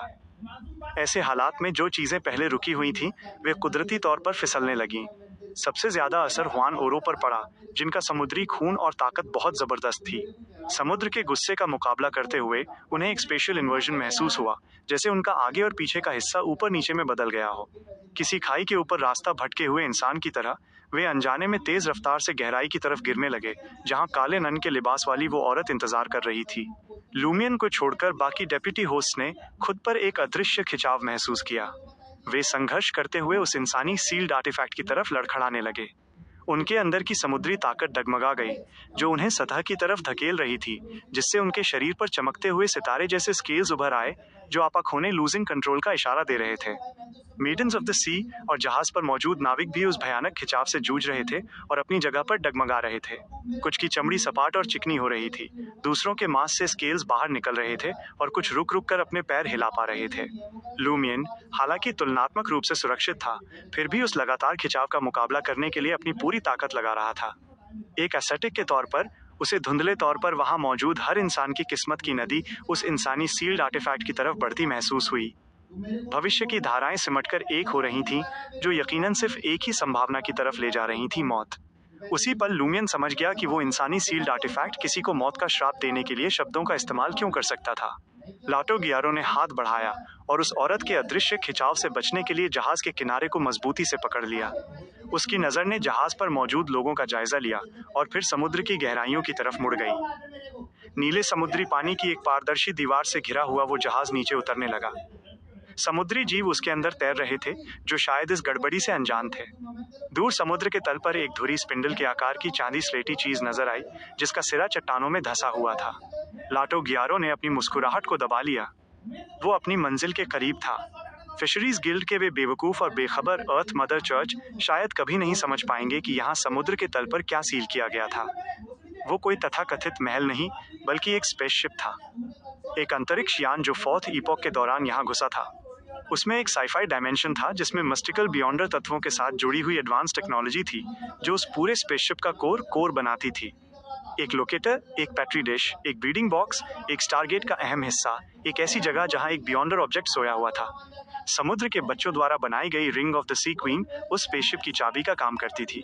सिर्फ तभी जब हर साल बाहरी सील कमजोर होती थी, वो स्पेसशिप की अंदरूनी ताकत को एक्टिवेट कर सकती थी, जिससे दोनों मिलकर कोर सील को तोड़ सकें। लाटो गियारो की नजरें और भी लालची हो गईं जब उसने उस धुंधले चांदी स्लेटी विशालकाय यान को देखा। उसका मकसद सिर्फ कुछ समय का अधिकार पाना नहीं था, बल्कि वो असली गवर्नर ऑफ द सी और उस स्पेसशिप का मालिक बनना चाहता था। ये उसे बेहिसाब ताकत और उस स्पेसशिप के जरिए नामुमकिन लगने वाले कारनामे करने की काबिलियत देता। हल्की हरी रंगत वाला नीला समुद्र उस जहाज को चारों तरफ से घेरे हुए था, जैसे बड़ी इज्जत के साथ उन्हें समुद्र के महल में ले जा रहा हो। उस औरत के अचानक आने से समुद्र के गुस्से को रुकते देख हुआन ओरो ने वक्त बर्बाद नहीं किया और समुद्र के साथ अपना जुड़ाव और गहरा कर लिया। उसी पल वे कुछ समय के लिए असली गवर्नर ऑफ द सी बन गए। उन्होंने उस भयानक खिंचाव का मुकाबला किया। अचानक वो इंसानी सील्ड आर्टिफैक्ट जहाज से अलग हो गया और एक खाली अंधेरे में दाखिल हो गया। ऊपर, नीचे और बाईं तरफ शानदार सितारे टिमटिमा उठे। सामने हुआन ओरो खड़े थे, जो सितारों जैसे स्केल से ढके हुए थे। उनकी आंखें गहरी थीं और बाल पूरी तरह सफेद थे। हुआन ओरो ने अपना दाहिना हाथ उठाया और अपनी उंगली घुमाई। वे सितारे आग की पूंछ के साथ नीचे गिरे, जिससे समुद्र में लहरें उठने लगी। सगाई वाले जहाज पर हर किसी ने एक ही जगह पर भागने की अपनी रफ्तार खो दी। हालांकि जिस ताकत का इस्तेमाल वे उस खिंचाव को रोकने के लिए कर रहे थे, उसे वापस नहीं लिया जा सका, जिससे वे सब उल्टी दिशा में गिर गए। लाटो गियारो ने भी वैसा ही नाटक किया और जहाज के अगले हिस्से बो से जा टकराया। उस चांदी स्लेटी विशाल यान को करीब आते देख उसका दिल खुशी से उछल पड़ा। वो एक ऐसा जुमला फ्रेज बोलने वाला था जिसका मतलब वो खुद नहीं समझता था, पर उसका मकसद जानता था। ये स्पेसशिप के दरवाजे को पूरी तरह खोलने और एक एनर्जी रास्ता बनाने का एक कोडेड ऑर्डर था, जो उसे सुरक्षा के बीच अंदर जाने की इजाजत देता। अप्रैल फूल को बने कई साल हो चुके थे। पिछले साल सी प्रेयर रिचुअल को टारगेट करने का लाटो गियारो का फैसला governor of the sea, maidens of the sea और कुछ समुद्री जीवों की आवाजों के विश्लेषण से प्रभावित था। इसने उन्हें उन 3 अहम जुमलों की अहमियत समझने में मदद की थी। आई एस्पाउस दी, ओ सी, उन जुमलों में से एक था जिसका असली मतलब बनाई गई चाबी में ऊर्जा भरना और पासवर्ड डालना था। लाटो गियारो दूसरा पैराग्राफ बोलने ही वाला था, जो स्पेसशिप को शुरू करने का ऑर्डर था। शुरुआत में उसने और बार्ड ने बेवकूफ नोल्फी को धोखा देने का प्लान बनाया था। उसे खतरे से बचने के लिए वे शब्द बोलने के झांसे में फंसाया था। एक बार स्पेसशिप एक्टिवेट हो जाता और इन पानी के इलाकों को छोड़ देता, तो सी प्रेयर रिचुअल कुदरती तौर पर खत्म हो जाता। उसके बाद क्या होगा, इसकी उन्हें फिक्र नहीं थी। चाहे उसमें सेल्फ डिस्ट्रक्शन हो या नहीं, वो उसकी चिंता नहीं थी। उसने अपना जरूरी मकसद पूरा कर लिया होता। हालांकि हालात बुरी तरह बदल गए, खासकर तब जब curly head baboons research society को सी प्रेयर रिचुअल के बारे में पता चला। अल्ट्रामैन और बार्ड ने अपने प्लान में बदलाव किए, बाहरी मदद ली और नोल्फी के रोल को कम कर दिया। आखिरकार वो मुसीबत खड़ी करने वालों को लुभाने के लिए सिर्फ एक चारा बेट बनकर रह गई, जिनका नेतृत्व लूमियन ली और हिडन ब्लेड कर रहे थे। लाटो गुयारो ने अपना मुंह खोला और वे शब्द बुदबुदाए। बोलना खत्म करते ही उसने उम्मीद के साथ समुद्र के तल पर मौजूद स्पेसशिप की तरफ देखा, पर कुछ भी नहीं हुआ। ये कैसे मुमकिन है? लाटो गुयारो का दिल बैठ गया और उसे अचानक खतरे का एहसास हुआ। एक झटके के साथ उसने हर चीज को साबुन के बुलबुले की तरह बिखरते और गायब होते देखा। लूमियन, जो ब्रायन के भेस में था, किसी समय उसके करीब आ चुका था। एक सपना। वो तब से सपना देख रहा था जब से हुआन ओरो ने उस इंसानी सील्ड आर्टिफैक्ट को कॉस्मिक वॉइड में खींचा था। हेला। ये नाम लाटो गुयारो के दिमाग में कौन था? उसने इस बात पर ध्यान दिया था कि क्या आसपास कोई दूसरा जहाज छिपा है। जैसे ही ये ख्याल उसके दिमाग में दौड़े, निराकार हाथों ने लाटो गुयारो को घेर लिया और लूमियन को दूर धकेल दिया। तभी उसने एक सेल बोट देखी जो वक्त की मार झेल चुकी और लावारिस लग रही थी, जिसकी परछाई सगाई वाले जहाज के बगल में समुद्री पानी के खाली हिस्से में दिख रही थी। उसके कंधों पर साए चिपके थे और ऑब्जर्वेटरी पर लाशें खड़ी थीं। डेक सड़ते हुए या बिना हड्डियों वाले मरे हुए जीवों से भरा पड़ा था। जहाज के अगले हिस्से पर काले लिबास में एक विधवा जैसी औरत खामोशी से खड़ी थी। हेला। ... 4 घंटे से भी कम समय पहले फ्रांका ने चारनामे का रूप धरकर नॉल्फी और बटना को आगे के इंतजामों का इंतजार करने का इशारा किया। केबिन में वापस लौटकर उसने कैप्टन के कमरे में प्रवेश किया और खिड़की के पास खड़ी हेला से बात की। मैंने अंदाजा लगा लिया है कि अल्ट्रामैन कौन है, पर मैं पक्का नहीं कह सकती। मैंने भी यही अंदाजा लगाया है, हेला ने फ्रांका और नॉल्फी की बातचीत सुनने के बाद जवाब दिया। फ्रांका ने अपने दांत भींचे और कहा, अगर ये वाकई लाटो गुयारो है तो जहाज पर यकीनन कुछ गड़बड़ी होगी। मुझे जल्दी से लूमियन के मैसेंजर को बुलाना होगा और उसे हमारे अंदाजे के बारे में बताना होगा। थोड़ा और इंतजार करते हैं और सही समय का चुनाव करते हैं। हम मैसेज तब भेजेंगे जब डेप्यूटी होस्ट गवर्नर के घर से निकलेंगे, पर जहाज पर चढ़ने से पहले हेला ने सलाह दी। फ्रांका ने संक्षेप में कंफर्म किया, ठीक है।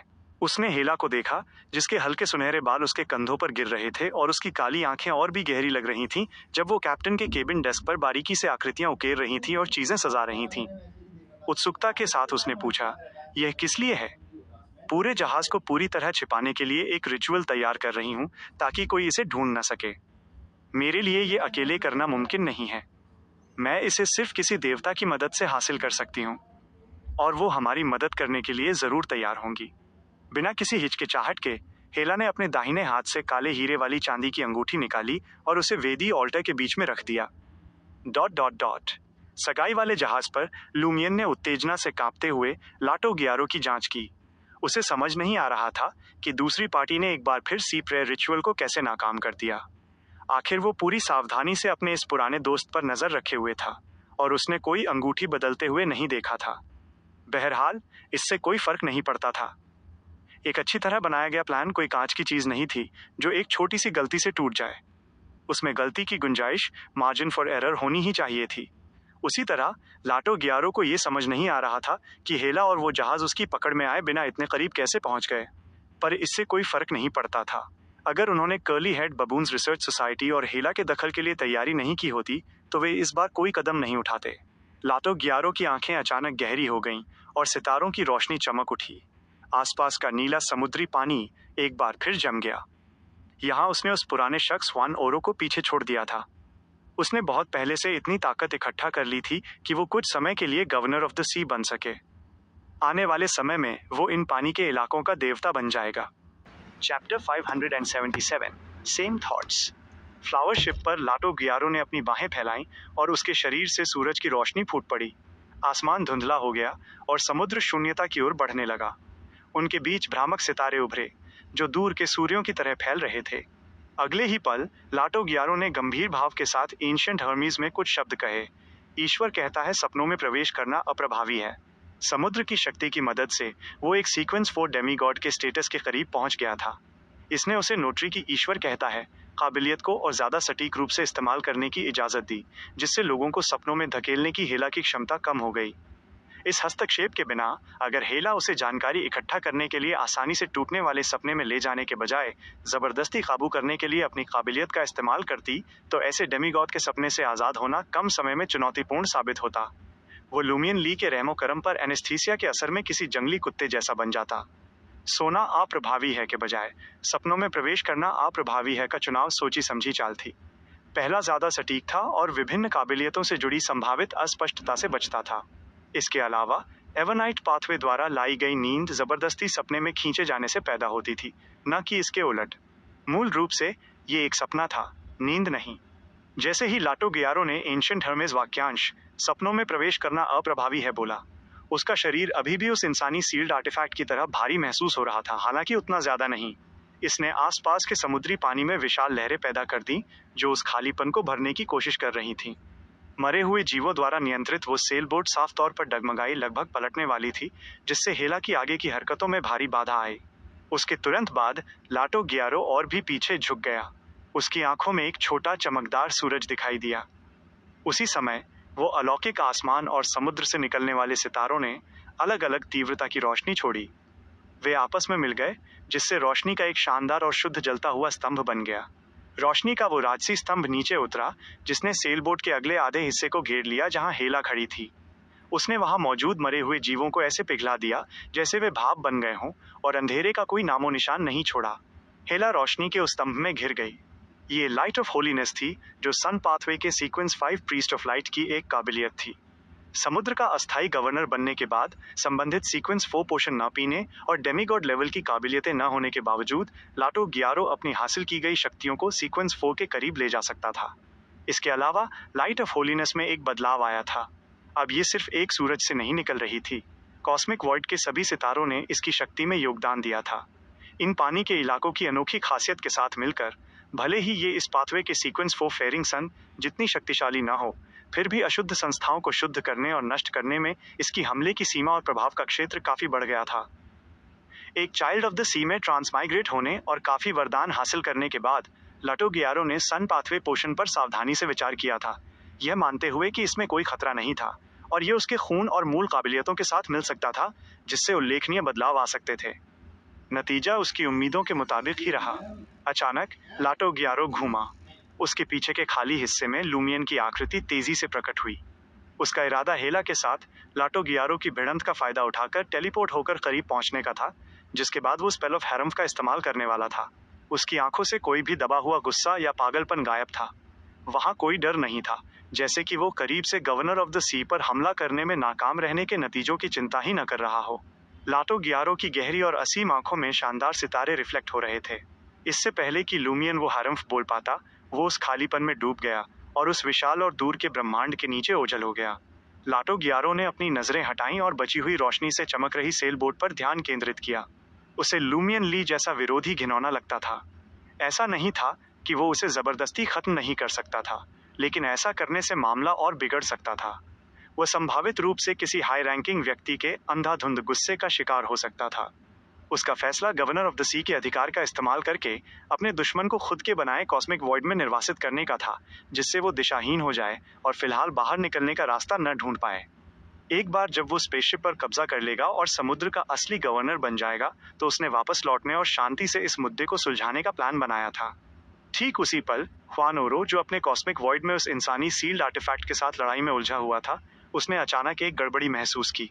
उसकी ताकत तेजी से कम होने लगी और समुद्र पर उसका अधिकार धीरे धीरे घटने लगा। ऐसा लग रहा था जैसे गवर्नर ऑफ द सी के रूप में उसके अस्थायी अधिकार को छीना जा रहा हो। पलक झपकते ही जहाजों को चकनाचूर करने वाली वो लहर कॉस्मिक वॉइड से गायब हो गई और उसके पीछे वो भ्रामक ब्रह्मांड भी चला गया। ख्वान ओरो एक बार फिर जहाज पर प्रकट हुआ और उसने अपने चारों तरफ नीला समुद्र देखा, जो किसी पहाड़ की चोटी की तरह ऊंचा उठा हुआ था। उसने साइमन गियारो को देखा, जो समुद्र के साथ गहराई से जुड़ा हुआ था। ये तुम हो? उसकी दहाड़ एक अनचाहे झुकाव के साथ मेल खाती थी, जैसे कि किसी अदृश्य ताकत ने उसे फर्श पर दबा दिया हो। वो इंसानी सील्ड आर्टिफैक्ट भी वापस आ गया था, जिसने एक भयानक वजन फिर से कायम कर दिया था। लाटो गियारो ने उसे देखा। उसका चेहरा सितारों की चमक वाले स्केल से ढका हुआ था। फिर उसने हेला के जहाज की तरफ इशारा किया और एक धारा प्रवाह भाषा में बोला, प्रतिशत और। वो उस वाक्य का सही मतलब नहीं समझता था, लेकिन वो जानता था कि ये दूसरी पार्टी को एक तय टारगेट पर हमला करने के लिए उकसा सकता है। हालांकि उसे इन पानी के इलाकों में हेला का कोई डर नहीं था, फिर भी वो गैंडाल्फ और दूसरों के प्रति सतर्क रहा जो जहाज पर हो सकते थे। इसलिए उसे अपनी पूरी ताकत झोंकनी पड़ी। उस इंसानी सील्ड आर्टिफैक्ट का दुख थोड़ा कम हुआ और उसने खालीपन में सिर हिलाया। उसका शरीर सेलबोट की तरफ घूमा, जो नीचे के पानी की लहरों में डगमगा रही थी। एक पल में लाटो गियारो नीचे झुका और उसने अपना गला पकड़ लिया। वाह! उसने मांस का एक पतला, चिपचिपा लोथड़ा बाहर निकाला। वो मांस मुड़ा और तड़पा और तेजी से एक इंसानी रूप ले लिया। लाटो गियारो तुरंत सीधा खड़ा हुआ और हुक्म देने के उस मौके को लपक लिया। मैड लेडी, स्पेसशिप का रास्ता खोलो। उसे इस बात की चिंता नहीं थी कि mad lady governor of the सी के पद को छीन लेगी और स्पेसशिप की मालिक बन जाएगी, क्योंकि उसके पास समुद्र का खून नहीं था। लाटो गियारो द्वारा बनाए गए कॉस्मिक वॉइड में लूमियन ने बाहर निकलने का रास्ता खोजने या अपने कोऑर्डिनेट्स पता लगाने में कोई जल्दबाजी नहीं दिखाई। वो बस टेलीपोर्ट होकर बाहर निकल गया। उसने अपना गला पकड़ा। वाह! उसने मांस का एक पतला, चिपचिपा लोथड़ा बाहर निकाला। वो मांस मुड़ा और तड़पा और तेजी से एक इंसानी रूप ले लिया। ... सोलो मोटेल, लूमियन के स्वीट के बगल में। यह याद करते हुए कि मैरियोनेटिस्ट्स के खिलाफ इनविजिबिलिटी और शैडो कंसीलमेंट बेकार थे, जेना ने लोकी के असली रूप का पता लगाने के तरीकों पर विचार किया। मेजर आर्काना कार्ड होल्डर्स से मिली जानकारी के आधार पर वो जानती थी कि किसी मैरियोनेटिस्ट को व्यक्तियों को मैरियोनेट्स में बदलने के लिए टारगेट के 5 मीटर के दायरे में होना चाहिए। दूसरे शब्दों में, लोकी यकीनन लुगानो के 5 मीटर के दायरे में ही था। लानत है, यहाँ सब दीवारें हैं। मेरी नजर रुकी हुई है, वरना लोकी को ढूंढना आसान होता। इस वक्त ज्यादातर मेहमान बाहर हैं जो सी प्रेयर रिचुअल का जश्न मना रहे हैं। दीवारें, अगर दीवारें ही ना हो तो। जन्ना को एक आइडिया आया।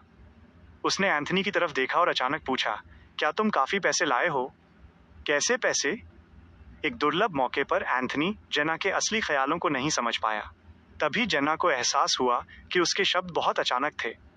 मोटेल के मालिक को हर्जाना देने के लिए पैसे? मेरा प्लान दूसरी तरफ, तिरछे सामने की तरफ और नीचे के कमरों को उड़ाने का है। हमने कंफर्म किया है कि वे खाली हैं। अगर वहां कोई है तो वो लोकी या उसका मैरियोनेट ही है। मैं यहाँ डिटोनेटर्स लगा दूंगी। वे 7 मीटर के दायरे में कमरों को प्रभावित करते हैं। लुगानो शायद जख्मी हो जाएगा, लेकिन मैडम को एक ढाल के रूप में इस्तेमाल करके और एक डॉक्टर होने के नाते वो इसे संभाल सकता है। सही है, धमाका फर्टिलिटी ऑर्डर की लड़ाकू नन, कॉम्बैट नन्स को आकर्षित करेगा। जैसे जैसे जन्ना बोलती गई, उसके ख्यालों का सिलसिला सुचारू रूप से बहने लगा। क्या तुम एक हंटर हो या डीमोनेस? क्या तुम लूमियन से प्रभावित हो गई हो? एंथनी ने मन ही मन सोचा। कर डालो। समय बीत रहा है। लूमियन हर्जाना भर देगा। वो रईस है। जेना ने डिटोनेटर्स के लिए अपने बैकपैक में जल्दी से तलाशी ली। साथ ही उसने गौर किया कि एंथनी एक साधारण वेदी ऑल्टर तैयार कर रहा है। उसका दिल धड़क उठा जब उसने पूछा, क्या तुम मैडम जस्टिस, मैडम जजमेंट या मैडम मैजिशियन से संपर्क करना चाहते हो? कोई भी काम करेगा, एंथनी ने गंभीरता से कहा जब वो रस्म की तैयारी कर रहा था। हालांकि मैडम मैजिशियन तब तक प्रकट नहीं होंगी जब तक कि लोकी और उसके मददगार को नोटिस करने से रोकने के लिए अंत ना हो जाए। उन्होंने जिक्र किया था कि कम से कम 2 मेजर आर्काना कार्ड्स जल्दी पहुंच जाएंगे और नाजुक मौकों पर सहायता प्रदान करेंगे। समझ गई। जेना इस बारे में अनिश्चित थी कि मदद के लिए कब हाथ बढ़ाया जाए और अपने मेजर आर्काना कार्ड होल्डर्स को सूचित किया जाए, इसलिए वो इसे खुद संभालने पर विचार कर रही थी। मेजर आर्काना कार्ड होल्डर्स की नाराजगी का जोखिम उठाने की एंथनी की तत्परता को देखते हुए जेना स्वाभाविक रूप से सबसे सुरक्षित विकल्प चुनने की ओर झुक गई। जैसे ही जेना ने बगल के दरवाजे के पास डिटोनेटर्स और अन्य विस्फोटक रखे, एंथनी रीड ने एक आध्यात्मिक बाधा, स्पिरिचुअल बैरियर खड़ी की और मैडम मैजिशियन के मैसेंजर को बुलाया, उसे लोकी के हुलिये के बारे में जानकारी दी। फिर वो तेजी से मास्टर बेडरूम से जुड़े बाथरूम में छिप गया, जो होने वाले धमाके से लगभग 6 से 7 मीटर दूर था। बूम! एक भीषण धमाके ने सौरन मोटेल की 5वीं मंजिल को हिलाकर रख दिया। शीशे चकनाचूर हो गए, मलबा बिखर गया और चारों तरफ सुर्ख लपटें छा गईं। चैप्टर 578 मैरियोनेट्स। उस जोरदार धमाके के बीच दोनों स्वीट्स को अलग करने वाली दीवार और गलियारे की ओर वाली दीवार एक साथ ढह गई, जिससे पास के फर्नीचर, ऊपर की छत और पैरों के नीचे के फर्श में तबाही मच गई। सामने के कमरे तेजी से आग की लपटों में घिर गए। जना ने सारे विस्फोटकों का इस्तेमाल नहीं किया था, वरना सोलो मोटेल की पूरी 5वीं और 4थी मंजिल एक साथ ढह जाती। फिर भी छत का एक हिस्सा गिर गया और फर्श पर मलबा बिखर गया। धमाके के केंद्र से नीचे का कमरा साफ दिखाई देने लगा। जैसे ही बगल के कमरों की दीवारें ढह गईं, शॉकवेव से उड़ती ईंटें और लकड़ी जॉर्जिया से जा टकराईं, जिससे उसकी पीठ मुड़ गई और उसका सिर फट गया, जिससे गहरे लाल खून की धारा बह निकली। लुगानो अपने रुक रुक कर आने वाले ख्यालों और शरीर की अकड़न से बाहर आया और उसने खुद को संभाला। इसके बाद उसने तेज दर्द महसूस किया जब उस भयानक शॉकवेव ने आग और मलबे के साथ मिलकर उसे हवा में उछाल दिया। अगर जॉर्जिया ने उसे ढाल की तरह न बचाया होता और उसके पास प्लांटर जैसा मजबूत शरीर न होता, तो उसे शायद गंभीर चोटें आती और वो मौत की कगार पर होता। उसके अंग कट सकते थे या किसी नाजुक अंग पर चोट लग सकती थी। इसके बावजूद उसकी हालत बुरी थी। उसकी कुछ हड्डियां टूट गई थीं और वो लगभग बेहोश होने वाला था।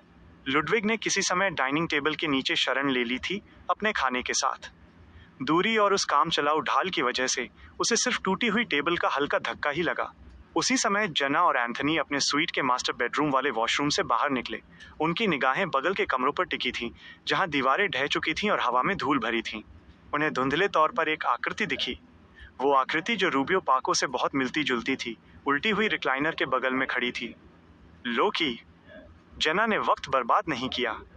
उसने एक गहरी भ्रामक आग इल्यूजरी फ्लेम तैयार की और उसे अपने टारगेट की तरफ तेजी से फेंक दिया। उसके पीछे एंथनी रीड की आंखों में एक सुनहरी चमक आई और उसकी पुतलियां फैल गईं। वह लोकी पर निशाना साधने के लिए तैयार था, फ्रेंजी का इस्तेमाल करने के लिए, एक ऐसी तकनीक जो लोकी को इमोशनल और साइकोलॉजिकल तौर पर झकझोर देती, जिससे वो तर्कसंगत सोचने और प्रभावी जवाब देने के काबिल न रहता। जैसे ही एंथनी और जेना हमला करने के लिए तैयार हुए, उनके सामने अंधेरा छा गया और लोकी गायब हो गया। उन्होंने खुद को एक खालीपन वॉइड में पाया, जहां ऊपर न नीला आसमान था और न सफेद बादल, और न ही नीचे कोई ठोस जमीन, बस अंधेरा था जो अनगिनत सितारों से सजा हुआ था। Cosmic void. ये आधा असली आधा नकली भ्रम एक ऐसी रचना थी जिसे एक चाइल्ड ऑफ द सी एक खास लेवल पर हासिल कर सकता था। उस खालीपन में जेना और एंथनी ने अपने सामने एक काले बोनट वाली विधवा औरत को देखा, जिसके चेहरे पर हल्की झुर्रियां थीं। मार्था, पाको परिवार की मुखिया, जो अब लोकी के कंट्रोल में एक मैरियोनेट थी, उस कमरे में छिपी थी जहां लोकी स्पिरिट बॉडी थ्रेड्स को मैनिपुलेट कर रहा था। तैयारी के लिए काफी समय मिलने पर लोकी अपने मैरियोनेट्स के साथ खेल क्यों नहीं दिखाता? उसके पास बियॉन्डर शक्तियों वाले 2 पुतले पपेट्स थे और ये उनमें से एक था। दूसरा छिपा हुआ था और आखिरी स्लॉट खास स्थितियों के लिए रखा गया था, जिसे जरूरत के हिसाब से बदला जा सकता था। दुश्मन के काबू में आते ही इसे बदला जा सकता था। जब लोकी ने रूबियो पाको बनकर मैडम मार्था को गवर्नर ऑफ द सी से मिलाने लाया था, तब परिवार की वो मुखिया पहले से ही एक मैरियोनेट थी। इसलिए उसे ये पक्का करना था कि वो उसके कंट्रोल की रेंज में ही रहे। लुगानो ने मैडम मार्था की गंभीर चोटों को भांप लिया था, क्योंकि एक मैरियोनेट बुनियादी तौर पर एक बेजान चीज के बराबर होती है। लोकी के स्पिरिट बॉडी थ्रेड्स के मैनिपुलेशन की वजह से वो अलग अलग काम कर पा रही थी और जीवित होने का दिखावा कर रही थी। एक सीक्वेंस 8 डॉक्टर को ये बहुत गंभीर चोटें लगीं। अगर लूमियन ने बिना आदत बनाए अक्सर दूसरों की किस्मत को ना देखा होता, तो उसे एहसास हो गया होता कि मैडम मार्था का नसीब बिगड़ चुका था। वो बिल्कुल शांत थी, जैसे कि मौत के समान। मार्था ने अपने चेहरे पर एक हल्की मुस्कान के साथ अपना दाहिना हाथ उठाया और उसकी उंगलियों पर एक डरावनी हरी रोशनी जमा होने लगी। वो चमक एक किरण में बदल गई, जो जेना की तरफ तेजी से बढ़ी। जेना ने लूमियन को समुद्री खून की काबिलियतों के बारे में समझाते हुए सुना था, इसलिए उस डरावनी हरी रोशनी को देखते ही वो कॉस्मिक वॉइड से बाहर की तरफ लुढ़क गई। एंथनी ने भी वैसा ही किया। उसने मार्था पर फ्रेंजी इस्तेमाल करने से परहेज किया, क्योंकि एक मैरियोनेट होने के नाते जो बुनियादी तौर पर मर चुकी है, वो पागलपन का शिकार नहीं होगी। अगले ही पल उन दोनों ने एक भारीपन महसूस किया और वे तेजी से उस खाली ब्रह्मांड से नीचे गिरने लगे। उन्होंने उस भारहीनता का अनुभव किया जिसका फ्रांका अक्सर जिक्र करती थी। पलक झपकते ही जेना और एंथनी जमीन पर उतरे और खुद को संभाला, फिर भी मार्था का कहीं पता नहीं था। वह खाली ब्रह्मांड इंच दर इंच बिखर रहा था। वे अभी भी सोलो मोटेल में ही थे, लेकिन वे 5वीं मंजिल से 4थी मंजिल पर गिर गए थे। ऐसा इसलिए था क्योंकि वो मिड लेवल का कॉस्मिक वॉइड एक भ्रम जैसा ज्यादा था। उनके चारों तरफ आध्यात्मिकता, स्पिरिचुअलिटी की दीवार जैसी एक बाधा रही होगी। उसमें गिरने के बाद उनके शरीर हकीकत में बने रहे।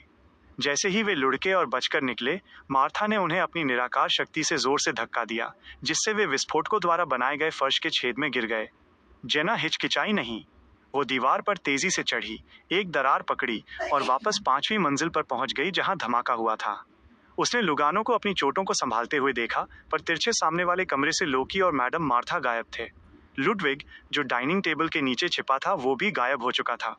अक्वाइना स्ट्रीट पर लोगों के जश्न के बीच लोकी ने एक साधारण राहगीर का रूप धर लिया और वो लुडविग को ले गया, जो सो चुका था। उसका दूसरा मैरियोनेट, एवरनाइट पाथवे का एक सोल अशूरर, लूमियन के स्वीट की दूसरी तरफ छिपा रहा ताकि टारगेट पर अपना प्रभाव डाल सके। शुरुआत में लोकी ने लुगानो को संभालने के लिए अपने अस्थायी मैरियोनेट जॉर्जिया को भेजा था। उसने डॉक्टर के स्पिरिट बॉडी थ्रेड्स को कंट्रोल किया था, लेकिन अपने ज्यादा ताकतवर मैरियोनेट्स को भेजने से खुद को रोका। ये लुडविग को चौकन्ना करने के डर से नहीं था, बल्कि उसे डर था कि कोई अनजाना दुश्मन सायों में छिपा हो सकता है। आखिर होटल के कई निवासी समुद्र की रस्म के जश्न के लिए बाहर नहीं गए थे। एक जोड़ा तो लंच के समय से ठीक पहले बगल वाले कमरे में वापस आया था, जो लगभग टारगेट के साथ ही था। इसके अलावा एक मैरियोनेटिस्ट के एडवांसमेंट रिचुअल के लिए एक शानदार प्रदर्शन की जरूरत होती थी, एक बेहतरीन और गहरा नाटक। खामोश और बिना किसी का ध्यान खींचे किए गए कत्ल जिनमें दर्शकों की कमी हो, वे जरूरतों को पूरा करने में नाकाम रहते थे। इसलिए लोकी ने जानबूझकर पहले लुगानों को चुना। अगर वहां कोई दूसरा नहीं छिपा होता तो ये मैरियोनेट्स बदलने जैसा होता। अगर होते तो वो उन सबको बाहर निकाल सकता था और पास में छिपे अपने दूसरे मैरियोनेट के जरिए चुपके से टारगेट को मैनिपुलेट कर सकता था। यह जानते हुए कि वो एक सील्ड डेमीगॉड है, लोकी जानता था कि उसकी ताकत सीमित हो सकती है, लेकिन उसका सार एसेंस नहीं बदला था। वो कई प्रभावों से सुरक्षित था। हालांकि उसे यकीन था कि एवनाइट पाथवे की जबरदस्ती वाली नींद अभी भी काम करेगी। चूंकि यह सील्ड डेमीगॉड थकान, भूख और आराम की जरूरत महसूस कर सकता था और एक असली बच्चे की तरह सो सकता था। इसका मतलब था कि सील ने संबंधित विशेषताओं को प्रभावित किया था, जिससे वो इन मामलों में एक साधारण इंसान जैसा बन गया था। ज्यादा से ज्यादा वो जल्दी जाग जाएगा और उसे कम आराम की जरूरत होगी। लोकी के लिए टारगेट के साथ कहीं और जाने और खुद को छिपाने के लिए कुछ सेकंड काफी थे, इससे पहले कि वो दूसरी पार्टी के स्पिरिट बॉडी थ्रेड्स को मैनिपुलेट करने की कोशिश करता। उसके दो मैरियोनेट्स आजाद तौर पर काम करेंगे, जिससे दुश्मनों और वहां आने वाले फर्टिलिटी ऑर्डर के पादरियों को उलझन होगी। वे उन्हें लगभग 100 से 200 मीटर के घेरे में दौड़ाएंगे और अपना प्रदर्शन पूरा करेंगे। जैसे जैसे समय करीब आएगा, दुश्मन मैरियोनेट्स के रास्ते से उसके छिपने की जगह का पता लगा लेंगे और खुशी खुशी भिड़ने का इंतजार करेंगे। हालांकि जो उनका इंतजार कर रहा होगा वो एक डेमीगॉड लेवल का मैरियोनेट होगा, जो उन्हें एक खौफनाक और भयानक अंत की तरफ ले जाएगा। आसपास के नागरिकों की निगरानी में वो शानदार नाटक खत्म होगा। लोकी वो पोशन पी सकेगा और सीक्वेंस 4 पर पहुंचकर एक बिजारो सॉर्सरर बन जाएगा। ... सगाई वाले जहाज पर लाटो ग्यारो के कॉस्मिक वॉइड के अंदर। ये निचले और मध्यम लेवल की काबिलियतों से पूरी तरह अलग था। यह एक भ्रामक क्षेत्र और एक वैकल्पिक जगह दोनों था, जो लोगों को खुद से भटका सकता था और उन्हें असामान्य रूप से कमजोर बना सकता था। ये मति भ्रम हेलुसिनेशंस के साथ जुड़ी बॉटल ऑफ फिक्शन जैसा था। लूमियन ने जिस मांस के लोथड़े को बाहर निकाला था, वो तेजी से तड़पा और फैलकर एक स्पष्ट आकृति में बदल गया। खून जैसे लाल कपड़ों में लिपटा हुआ और एक मैचिंग हुड पहने जिससे उसका चेहरा सायों में छिपा था, वो आकृति ऑरोरा ऑर्डर के मिस्टर के अलावा और कोई नहीं थी।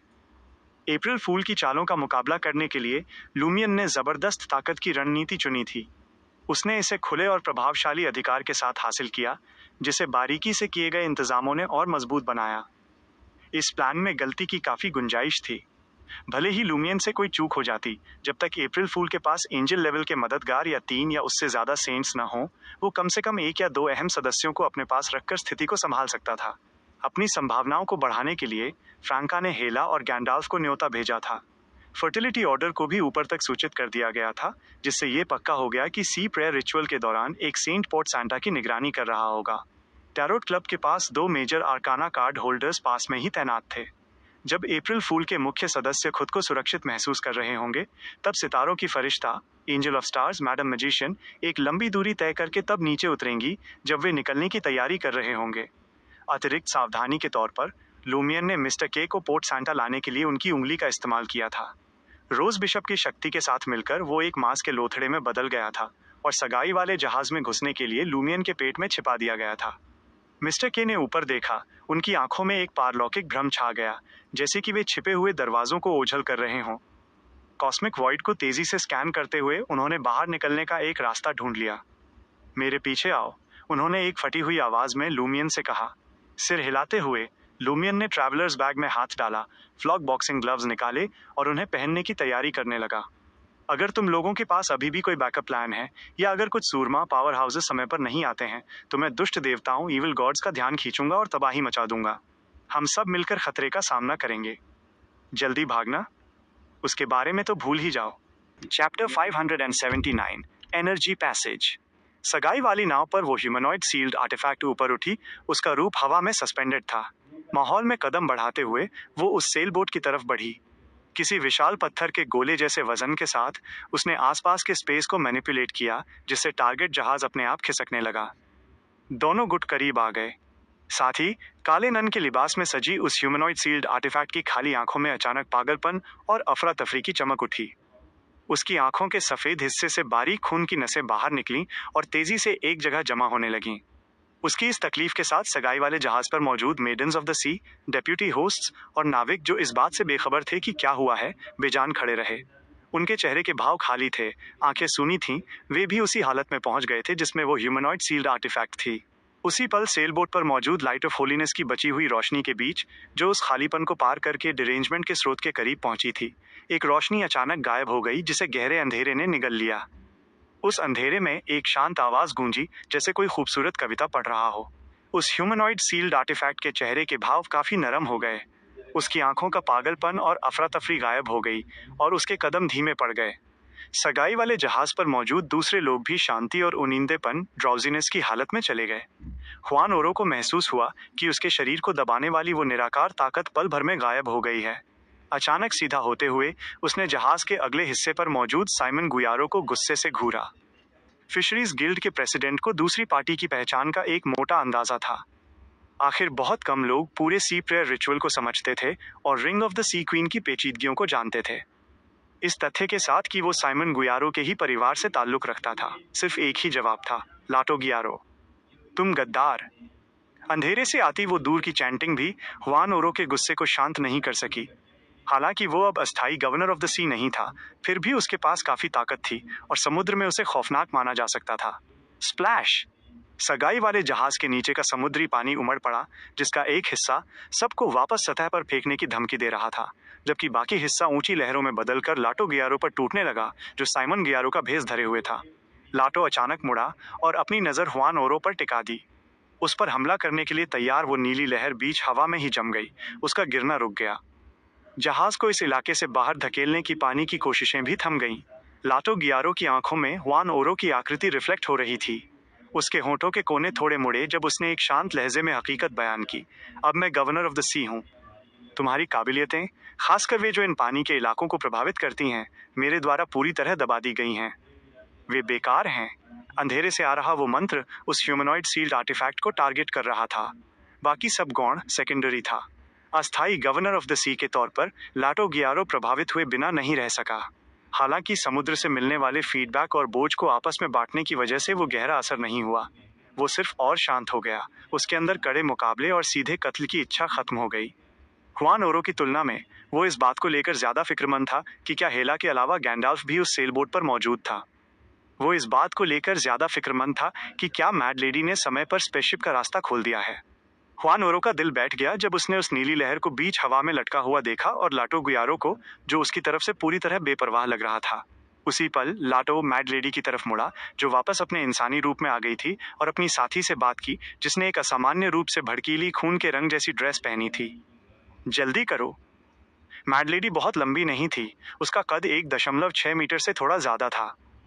उसके गहरे सुनहरे बाल बिखरे हुए थे, जिन पर उस भारीपन के असर का प्रभाव था। उनमें से कोई भी लापरवाही से नहीं उड़ रहा था, सब समुद्र के तल की तरफ इशारा कर रहे थे।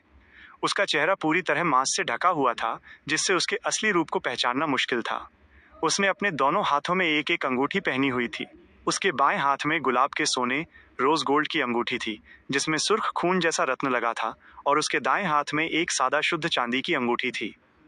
मैड लेडी ने एक मुस्कुराहट के साथ लाटो गियारो को जवाब दिया, तो तुम भी कभी कभी बेचैन हो जाते हो। तभी उसने अपनी नजर पास ही समुद्र के तल में धसे हुए उस चांदी स्लेटी विशाल यान पर डाली। ये पागल!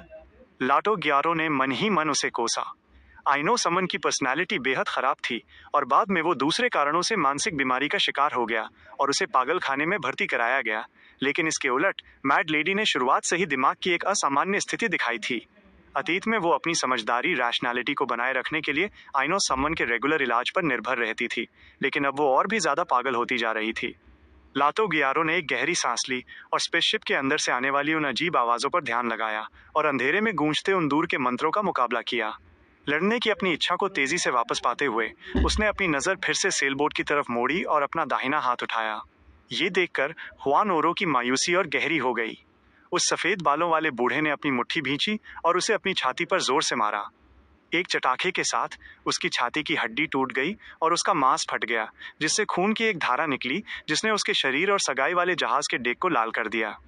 जैसे जैसे जान निकल रही थी, हुआन ओरो के सफेद बालों ने उस भारीपन के असर को धता बता दिया और वे ऊपर की तरफ तैरने लगे। उसके कदम बोझिल हो गए, उसका हर मूवमेंट जमीन पर किसी पहाड़ के दबाव जैसा महसूस हो रहा था। जैसे ही लाटो गियारो आसपास के समुद्री पानी को छोड़ने और सेल बोट को डुबोने के लिए तैयार हुआ, उसे अचानक एहसास हुआ कि समुद्र पहले की तरह आज्ञाकारी नहीं था। उसका गवर्नर ऑफ द सी का पद ढहने की कगार पर था। लाटो गियारो ने एक बार फिर अपना सिर घुमाया और अपनी आंखें सिकोड़कर खून से लथपथ हुआन ओरो को देखा। गद्दार, समुद्र तुम्हें सजा देगा। हुआन ओरो की गहरी हरी आंखें टिकी हुई थीं, जिनसे नीली रोशनी की एक किरण निकल रही थी। इस हमले के साथ उसने लाटो गियारो के भारीपन को भी बढ़ा दिया, जिससे वो सामान्य रूप से हिलने डुलने के काबिल नहीं रहा। दो किरणें एक साथ लाटो गियारो से टकराईं, उसे भेदती हुई समुद्र में समा गईं। लाटो गियारो का ऑरा थोड़ा कमजोर हुआ, लेकिन वो उतना गंभीर रूप से जख्मी नहीं था जितना हुआन ओरो ने सोचा था। अप्रैल फूल के उस मुख्य मेंबर से सूरज की रोशनी फूट पड़ी, जिसने अल्ट्रामैन को अपने कोड नेम के तौर पर इस्तेमाल किया था, जिससे बची हुई संक्षारक करोसिव शक्तियां खत्म हो गईं और उसके शरीर की बनावट बदल गई। उसने अपनी ठुड्डी थोड़ी उठाई और अजीब उच्चारण वाले 3 शब्द कहे, प्रतिशत प्रतिशत। और ये वही भाषा थी जिसका इस्तेमाल स्पेसशिप को एक्टिवेट करने के लिए किया गया था। इसका मतलब शायद एक्सेस देने जैसा था, जो सील में दरार खोलने के बाद समुद्र के साथ मोल्डिंग किए बिना गवर्नर ऑफ द सी की एक निश्चित मात्रा में शक्ति हासिल करने के बराबर था। लाटो गियारो का अब इसका इस्तेमाल हुआन ओरो से पूरा अधिकार वापस छीनने में मदद करने के लिए था। बेवकूफ लोग, मूर्खों का एक झुंड। उन्होंने इतने सालों के बाद भी हर सी सैक्रिफाइस के दौरान सुनाई देने वाली आवाजों का अध्ययन नहीं किया था। वे खजाने की रखवाली करते रहे, लेकिन उसकी खुदाई करने में नाकाम रहे। अपनी जान कुर्बान कर रहे हो, खुद को कुर्बान कर रहे हो, ये बेमतलब है। दिमाग और ताकत ही बुनियाद हैं। हुआन ओरो, जिसकी छाती से अभी भी खून बह रहा था, ये जानकर हैरान रह गया कि गवर्नर ऑफ द सी की शक्ति का अधिकार फिर से बदल गया था। वो उलझन और खौफ में लाटो गियारो को घूरने लगा, जैसे किसी असली शैतान को देख रहा हो। क्यों? समुद्र उसे और ज्यादा पसंद क्यों करता है? समुद्र इस गद्दार को और ज्यादा पसंद क्यों करता है? उसी पल जहाज के अगले हिस्से की दूसरी तरफ मैड लेडी ने उस बेतुके ऑर्डर का पाठ पूरा किया। समुद्र के तल पर मौजूद वो चांदी स्लेटी विशाल यान थोड़ा कांपा। उसका कांपना बढ़ता गया, जिससे पूरा समुद्र तल और सारा समुद्री पानी हिलने लगा। अंदर शुद्ध रोशनी की किरणें एक जगह मिलीं और खुले हुए प्रवेश द्वार से बाहर निकलीं, जो सगाई वाले जहाज के किनारे पर आकर रुकीं, जिससे एक पारदर्शी सुरंग जैसी एनर्जी गैलरी बन गई। मैड लेडी तुरंत उस शुद्ध रोशनी में नहीं कूदी। वो समझ गई थी कि जैसे जैसे स्पेसशिप खुलेगा और आगे एक्टिवेट होगा, सील की गहराइयों में जमा हुई शक्ति फूट पड़ेगी। गवर्नर ऑफ द सी को छोड़कर वहां मौजूद हर कोई टुकड़े टुकड़े हो जाएगा। लेकिन इससे कोई फर्क नहीं पड़ता था। उसके पास एक समाधान था। उसके दाएं हाथ की वो सादी चांदी की अंगूठी, जो बार्ड की तरफ से एक तोहफा थी, उसमें पूर्वजों का सम्मान करने का वरदान था। वो उस शक्ति को चुरा सकती थी और उसे बांट सकती थी, और पोर्ट सैंटा में समुद्र के सभी बच्चों, चिल्ड्रन ऑफ द सी के साथ उस बोझ को साझा कर सकती थी। जाहिर है, वहां मौजूद लोगों को ज्यादा हिस्सा मिलता। वे उसे सह पाएंगे या नहीं, यह किस्मत पर निर्भर था। जब वो पल आता, तो फिशरीज गिल्ड के मेंबर्स को लगता कि सी प्रेयर रिचुअल सफल हो गया है और वे खुशी मनाते। उन्हें जरा भी अंदाजा नहीं होता कि उनका समुद्र चुरा लिया गया है। इस विडंबना आयरनी ने मैड लेडी को खुश कर दिया। जैसे ही वो उस अंगूठी का इस्तेमाल करने वाली थी, उसे खतरे का एक गहरा पूर्वाभास, डेंजर प्रेमोनिशन हुआ। पलक झपकते ही उसकी आकृति गायब हो गई और कुछ कदम दूर फिर से प्रकट हुई। डेक से एक साया उभरा जहां वो खड़ी थी, लेकिन वो उसे घेरने में नाकाम रहा। मैड लेडी ने फिर मिस्टर के को देखा, जो खून के रंग के लबादे और हुड में लिपटे थे, और लूमियन ली को, जिसने लाई ईयरिंग पहनी थी, लेकिन वो अभी तक अपने असली रूप में वापस नहीं आया था। ... Port Santa, governor of the sea का निवास। बार्ड खिड़की के पास खड़ा बाहर की झाड़ियों को देख रहा था। खामोशी से समय का हिसाब लगाते हुए उसने सी प्रेयर रिचुअल के आगे बढ़ने का इंतजार किया। अगर समुद्र का वरदान देरी से आता और माइलो विलेज से जयकारे गूंजते, तो वो खुलेआम इस जगह को छोड़ देता और उन लोगों को उनके हाल पर छोड़ देता जिन्हें धोखा दिया गया था। जब वो पल आता, तो उसे रोकने की कोशिश करने वाला कोई भी इंसान समुद्र की शक्ति से टुकड़े टुकड़े हो जाता। देरी से मिलने वाले सामूहिक वरदान की गैर मौजूदगी में, लेकिन आसमान और समुद्र में होने वाले डरावने बदलावों के साथ, जैसे कि कोई कयामत आई हो, बार्ड स्पेसशिप या मैड लेडी का उसे लेने आने का इंतजार कर सकता था। जाहिर है, वो हमेशा के लिए इंतजार नहीं करता। अगर 10 मिनट के भीतर सी प्रेयर रिचुअल से कोई और अपडेट नहीं आता, तो वो जबरदस्ती बाहर निकलने, अपनी पोजीशन बदलने और खुद को छिपाने के लिए अपनी काबिलियतों का इस्तेमाल करता। मरॉडर पाथवे की शुरुआती लेवल की काबिलियतें खौफनाक नहीं थीं। बार्ड ने कदम दर कदम आगे बढ़ते हुए सतर्क रहने की आदत बना ली थी। जैसे ही झाड़ियां तेज धूप और हल्की हवा में लहराईं, बार्ड को अचानक कदमों की हल्की आहट सुनाई दी। वो आवाज बाहर गलियारे से आ रही थी, इतनी बारीक कि वो लगभग एक भ्रम जैसी लग रही थी। Chapter 580 theft. बार्ड अपनी एड़ियों पर घूमा और अपनी आंखें दरवाजे पर टिका दी। कुछ पल खामोशी छाई रही, पर लकड़ी की उस बाधा को किसी ने नहीं खटखटाया। गलियारे में जो कदमों की आहट थी, वो अब शून्यता में खो चुकी थी। एक मंझे हुए बियॉन्डर के तौर पर बार्ड ने मतिभ्रम हेलुसिनेशन के ख्याल को खारिज कर दिया। नौकरों के बिस्तर पर लौटकर उसने साल भर की लूट वाला बैकपैक उठाया और सी प्रेयर रिचुअल का नतीजा कंफर्म करने से पहले गवर्नर के निवास से भागने का नाटक करने लगा। ऐसी सावधानी जरूरी थी। हर कोई हुआन ओरो के वादों पर पूरा भरोसा नहीं करता था। बार्ड ने बैकपैक अपने कंधे पर टांगा और चुपके से खिड़की खोली, जिसका मकसद नीचे की झाड़ियों में खिसक जाना था। अचानक एक आकृति जो 1 मीटर से ज्यादा लंबी थी, कोने के सायों से बाहर निकली।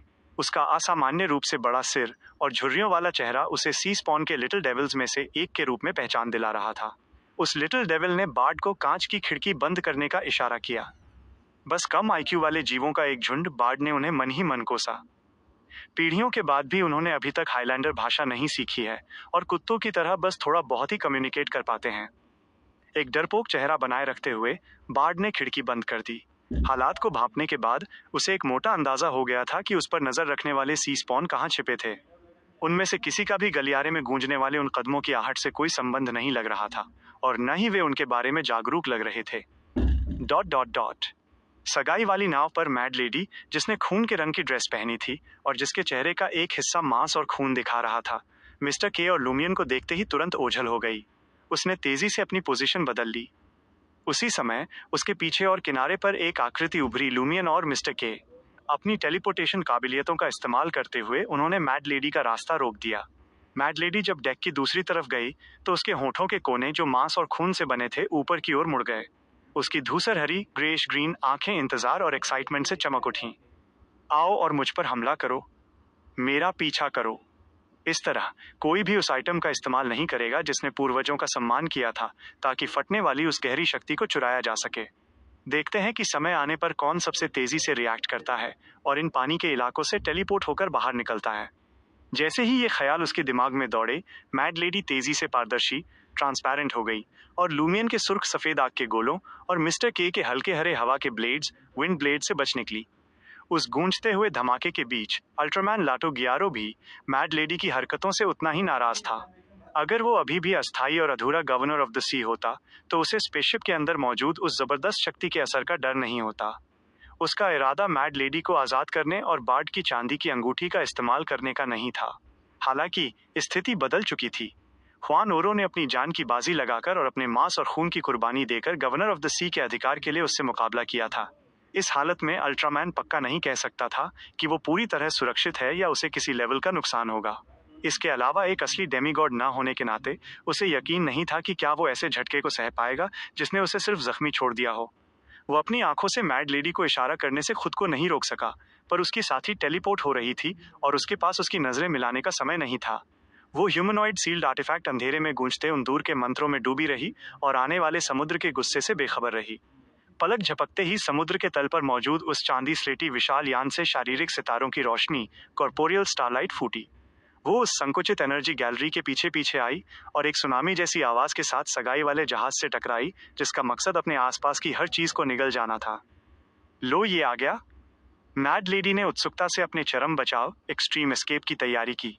सितारों की रोशनी की उस विशाल लहर का सामना करते हुए लूमियन का पहला रिएक्शन था, समुद्र का एक और गुस्सा क्यों है।